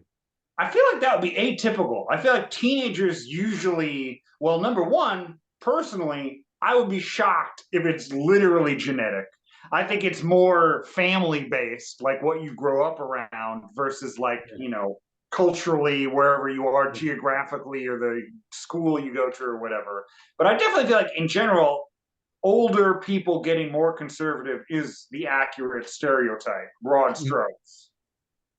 Well, as the saying By your experience, it's funny. Were you saying before that you were not conservative, or you just weren't politically minded before that? So I think I was like fairly politically minded, but like, well, the thing like I would say like fairly politically minded, but at the same time I wouldn't be like I couldn't like tell you like who like the senators were and whatnot. I think back at that point, I think I was more like libertarian minded at the time, like kind of building that one out, but that one just never. You were concerned. You were legitimately concerned about big government. Yeah, it's a real problem. Yeah, and how would you say you identify now? You and Evan. I mean, I can tell you, like, I am somebody who, like, You're more liberal than I am. Honestly. Yeah, no, I would say, honestly, like, yeah, I would say, like, for me, like two executive politicians that I like genuinely like am a like pure fan of, like high approval rating, would be Joe Biden and Tony Evers. Like I kind of more like traditional like, center left. Yeah, traditional center left Democrats would be like with I think that have a more like pragmatic, like I am here to be a policy wonk that administers the government with a center left like with a center left approach. That for me is. So again, if Pew was to call me up and be like, "How do you approve of Joe Biden?" I'd be like, high marks. So that would be how and same with Evers, and that's how I would say. Like, and actually, like Jay Inslee too. out here in Washington State. Like I also same thing, and I also appreciate his emphasis on the environmental issues. So I think this is a long way of saying I would say center left. And I think too, it's like talk politics. If you want to win national elections, Democrats that have won statewide races in Midwest states, that's the key to winning elections. Well, that didn't go for Scott Walker on the Republican side. He was the deputy dog who the little engine that couldn't. He was not ready for prime time. No way, man! What an embarrassing guy. Evan, What about me? I want to hear if you had to summarize your general political belief ideology, how you would summarize it. Well, it's always changing. Sure. Because I'm always growing, I'm always learning, I'm taking in new information, perspectives. I'd say, look, if I could be on it, if there's like if we use an index with 100 points, Okay. where 50 is dead center, 100 is fucking the most liberal, Bernie, whatever. 0 is. Sidebar: Bernie is not the most. No, I know. Whoever the I most understand flaming what you're liberal. saying. 100 is the most liberal, 0 is the most conservative. I would say I'm probably 100 is the most liberal, most progressive. I don't like that scale. I don't think it's You just made it up. I know. You made it up and then said you don't like it. I have definitely moved further to the right. True. I identify as a progressive, but I don't identify as a Democrat. And I'm not, I won't get into the specific issues, but like I would say overall though, I'm probably a 51 as close, and Mike is probably like a 60 or 70 in terms of, that's how I kind of see it. Whereas in high school, Mike was probably like a 20 and I was like, you think Mike was that deep in it?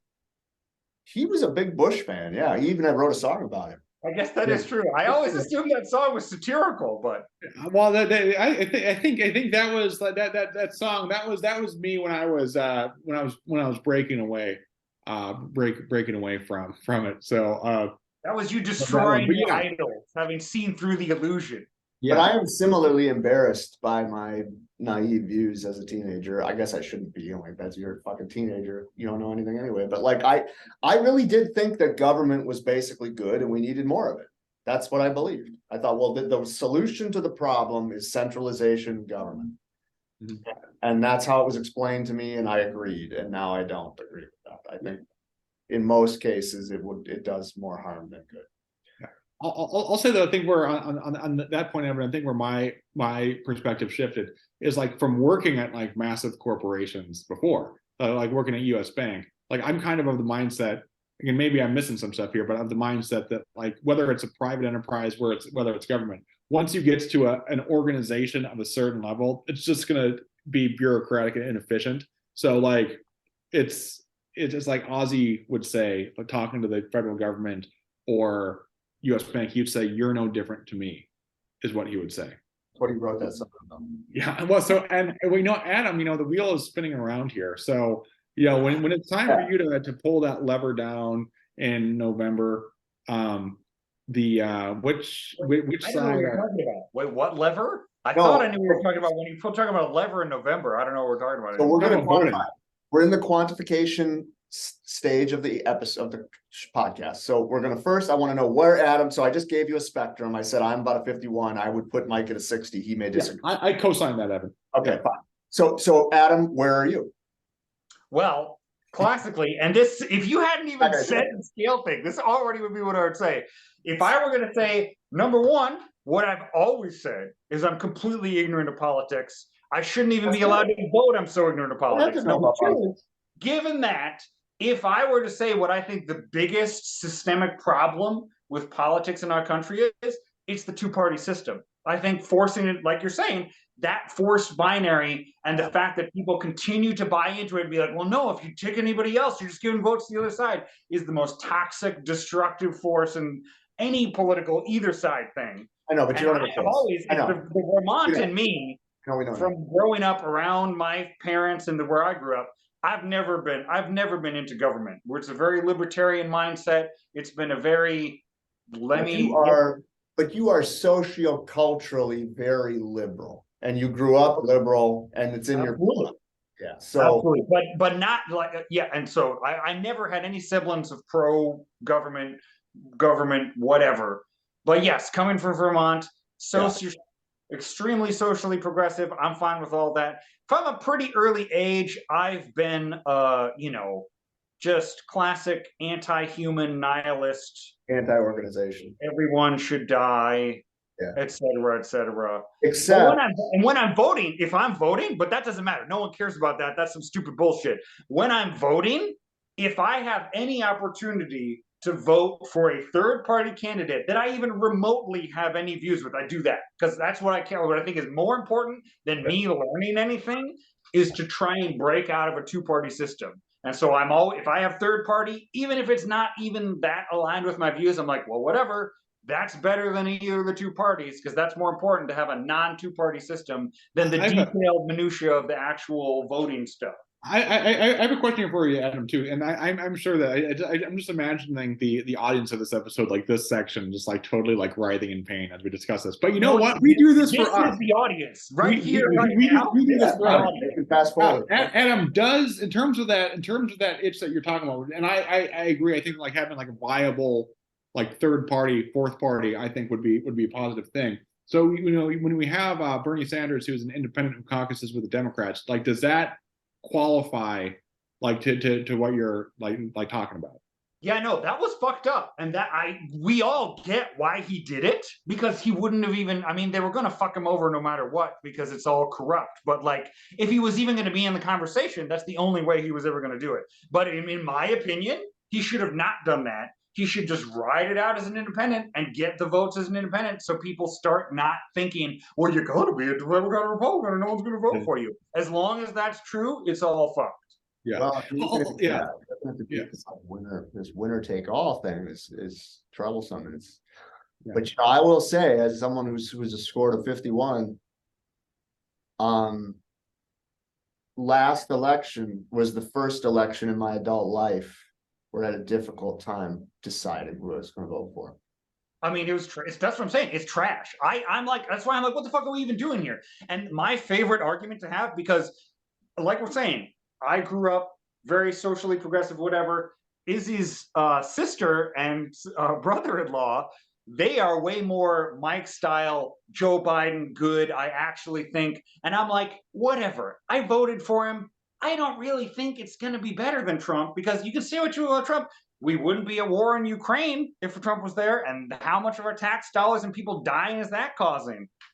Right. It's a cost benefit. It really is. And I felt like, and Mike knows more than I do about this stuff, but I don't see the benefit of Joe Biden the way he does. But I actually am legitimately curious.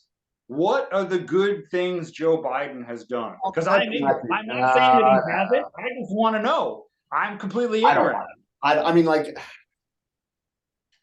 that's because Mike is. We're both coming from the place that Mike is more informed than us. I savor the opportunity for someone with to steal it to me. He is, and I'm defending you here, Mike, is because I think that's an unfair way to question somebody. It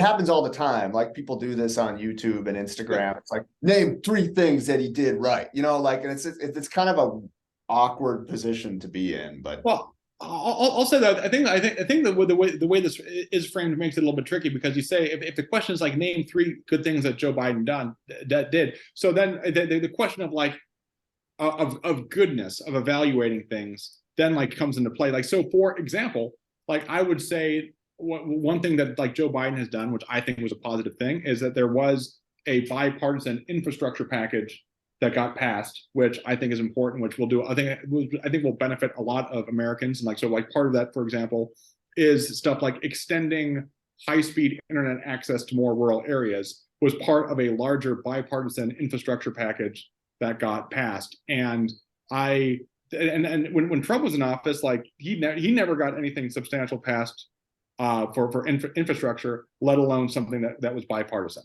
I know that like Joe Biden under the Biden administration also, like passing legislation which will like finance production of like computer chips in the United States as well, which is something which is incredibly important, and like it is especially with some, I'm kind of ignorant of this here as well, but I think like a lot of like the computer processors are being made in Taiwan, which is a lot of creates a lot of geopolitical problems. So I think stuff like that. I think that in terms of just like administrative competence, I think that like Joe Biden is like better than Trump. Like, and again, I'll give an example here too. This is a very small thing, but stuff that you see quite a bit. So like Governor Tate Reeves from Mississippi right now. It's like there were some like massive tornadoes in the state, and like on Twitter, Tate Reeves is like, "Hey, I know I just spoke to Joe Biden, and Joe Biden assured that like FEMA is going to be like providing support." And just like stuff like that you see, like when there was like building condo collapse in Florida, like Joe Biden was like down in Florida with like Ron DeSantis, and just I think he's just a much more competent executive than Trump was, and I think that his again his overall agenda, his overall approach of like building the infrastructure, like focusing on the environment, is good. Now I'll say one more thing. I mean, you mentioned that like the involvement in the Ukraine. I think that's a good example of Joe Biden as well, just being effective. So I think that like Putin invading Ukraine is something that is going to that would have happened regardless of who was president. The United States is not involved in terms of sending any soldiers over there, but we have been involved in terms of like uniting the world against Russia, and also like providing military aid. And I do believe that if Russia is able to just like take over Ukraine, then Putin is going to try to take over other former Soviet states. And I think that Biden has done a good job of unifying the world against that to make it as difficult as possible for Putin to do that. And I think that if Trump was still president, I don't think they would have done that. I think that Trump would have had a delusion of being able to negotiate with Putin, and wouldn't have happened. So I mean, those are some things that come to mind for her. I would add too, to the first set of points you made, like the people I work with in DC who are more closely connected to legislative activity, they were most scared of Bernie and Elizabeth Warren during the primaries because of this thing that doesn't get talked about in the popular discussions about elections, which is that does anybody in Washington want to work with and like Biden was really the only one, because in Congress Bernie and Warren are pariahs. They're not realistic leaders. Mm-hmm. That's a different thing from how they make what they do for their constituents, how popular they are amongst voters, right? And so I think from that standpoint, there's a kind of pragmatic argument for Biden over Trump. I should remember to talk to Mike before I vote in 2024. Yeah. Right. Yeah, and there's a lot of that too, and I think as well as I think in terms of like would things be different? So like I think that if Trump was president, if you want a second term, I think that like would my life change in any sort of meaningful way on a day-to-day basis? I don't think it would, but I think that the impact that presidents have is a lot more subtle, and it's like indetectable on a day-to-day basis. So I think that framework of like would my life be different on a day-to-day basis? I don't think that necessarily. I voted for Biden because I want to participate in a system in which the president matters less and less. And I thought he was a guy who wouldn't matter as much. Right. That's good logic. Yeah, no, I know. And again, that's well said, Evan. And that's like kind of what I like about Biden. It's like he is like like Trump is like it's all about me. And like Biden is like very much he's just barely alive. Yeah, and that's how like it's the same thing with like Evers, Wisconsin. Like I think that's how like governors and presidents should be. Like they should be like boring but competent administrators. This has been a very grand production. Yeah, now that we've solved world problems, now we have to talk about something that they're going to be jealous that they didn't hear because they tuned out for the politics debate. Mm-hmm. What's our runtime right now? I don't even know what time it is. It's 2.5 hours. Fuck yeah. I believe that's the runtime of John Wick 4, which I'm going to see after this. Yeah, I Well, we wanted should to talk about new movies. Well, just real quick, Mike, do you have any other anecdotes of entertaining or humorous note from your trip? Oh, for that one. Okay, anecdotes from the trip. Let me think here. Anecdotes of the trip. I'm gonna say this. So when we again, this is very specific stuff to me. Is so we there was an airport when we flew out to the Masai Mara Reserve, Wilson Airport in Nairobi, which is like kind of a smaller regional airport. Think. I don't think that like Battenfield and Racine is necessarily the right comparison, but like kind of smaller like that. They had a donut there, and it was great. It was like a double chocolate. It was like chocolate donuts, chocolate sprinkles, and like if I could have bought more, I would have. It was one of the best donuts I ever had. I will say too, coffee that I had throughout the time was great as well. I mean, So like yeah, those that's coffee country out there. That's where the beans are going. It was it was great, but let's see. Yeah, I mean, there's a lot more that I could discuss. Oh, this is actually this actually was part of the work event. Is that the I'll say this, like on the last day that I was there. So the company, like our vendor, like they have a lot of like engagement opportunities or like activities like with everybody that works there, and they actually had a basketball tournament that they on the Sunday, and I played in the basketball tournament. And it was wow. And it was, I'll say, like Nairobi's at like 5,800 feet of elevation too, so that was a bit tough. Were you competing with native Kenyan people in this game? Yeah, that would have been like, I mean, I think everybody I was playing with was probably, or most people were probably like, it's all like 10 to 15 years younger than I was, and it was like really good natured. It was like fun competition, but like at the same time, like the last team that we played, it was like full court press style, so it was energy intensive. But no, it's great trip, and for whatever reason, yeah. So I'm sure future podcasts I'll be like, oh, here's an anecdote that I should have added to it. But yeah, I just wanted to make sure we got anyone's on the top of your mind that you wanted to get out there before we descend back into the swamp of our usual stuff. Yeah. Good chef. It's good chef. It's good chef. Ah, of course. That's Turco speak for shit. Yes, sexy shit, says he chef. Yeah. So for movies that are out, I will say, I mean, I want to see Creed 3. Same. I've heard that's good, and then John Wick 4. I also want to see as well. Then Ant-Man 3 too is one. The Shazam sequel too. Wow. Are you joking about the Shazam sequel? No, I'm joking about John Wick, but not the Shazam sequel. No, I don't now. I'm totally lost.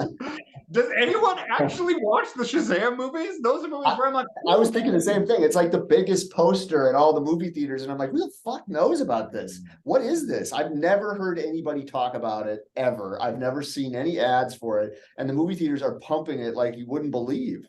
Mike, did you see the first Shazam movie? I did not. Okay, so you were joking. You were joking. I just needed to know. Joking about that one. You're too good at joking. Sometimes I don't know if they're jokes or not. That's just part of the mystery, man. It's all about Creed and Wick for me. I want to go see them. I might go see one tonight.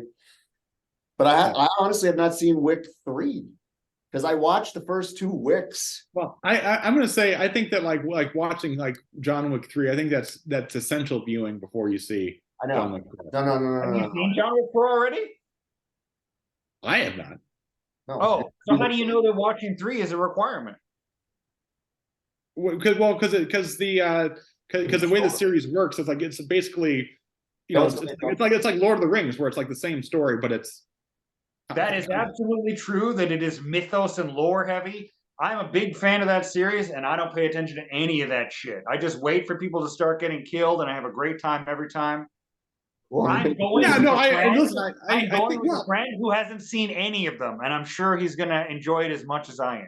Well, so no, I think that, I agree with you. I agree with the point that like the John Wick movies that if you watch any of them independently, that you enjoy. If the first and only one that you saw was John Wick 3, I think that you would enjoy that one, because even the first one, it's very clear there's a lot of backstory there. So on that one. So I mean, again, it's not like Terminator 2 level where it's like you can watch each one independently. But I think that I really think it is. This is a whole other episode. Yeah. So listen, Terminator 2, James Cameron constructed that one specifically in mind so that you could watch Terminator 2 and enjoy it and not have to see it. I think that there's so much context and world building in the John Wick series, and I know that Part 4 is going to take off immediately after Part 3 ended. So I think you would have to agree that to get the full pure John Wick experience, and to optimize the enjoyment of John Wick 4, you need to see the first 3. You can still enjoy John Wick 4 plenty in a vacuum, but if optimization is what you want to do, you got to see all of them. I understand what you're saying, and I fundamentally disagree. You are 100% correct that it's just fucking stacked with complicated, the gatekeeper, the keymaster, the hotel secret. And like, if you like, and for people that like that, which is people that like Lord of the Rings and Harry Potter shit, that gets more people in the theater. That's great. I'm telling you, I love those movies.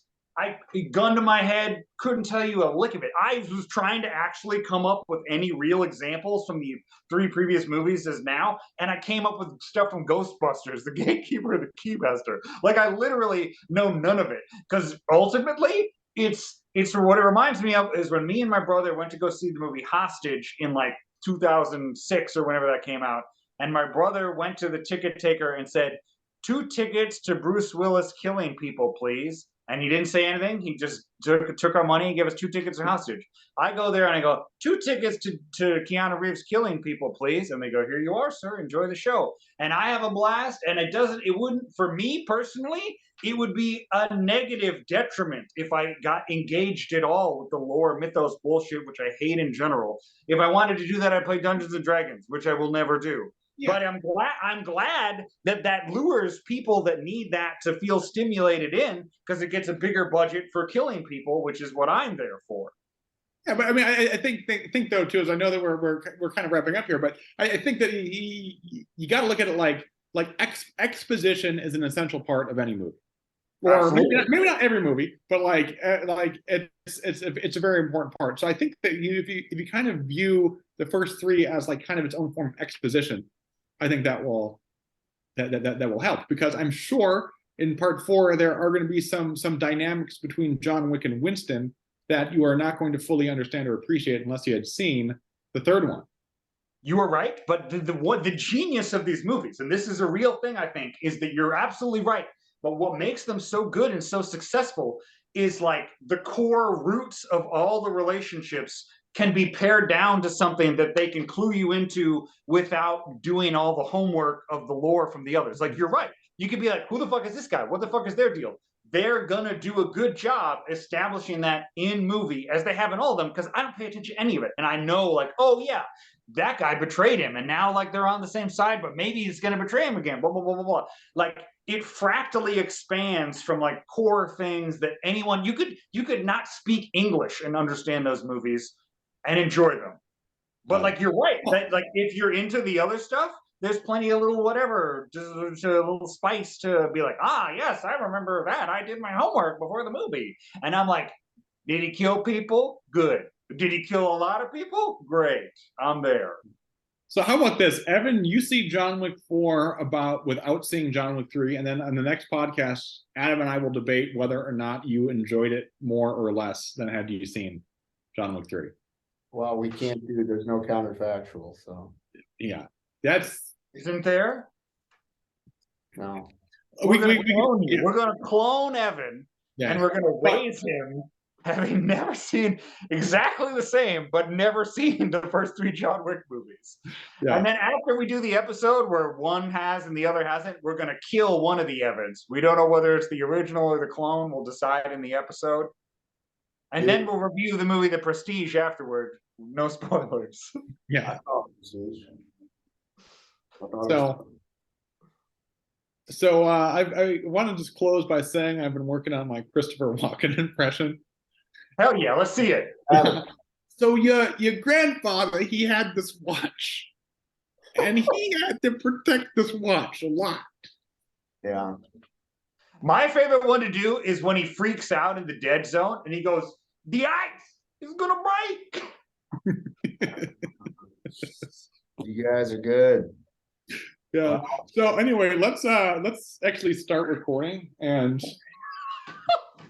You guys warm oh it no, up? good points. I gotta acknowledge, yeah, good points on the John Wick though. Good, I do. Yeah, that is a good summary of the overall construction of that one. And I will absorb those, and then in future conversations about John Wick, I will present those as if they were my ideas.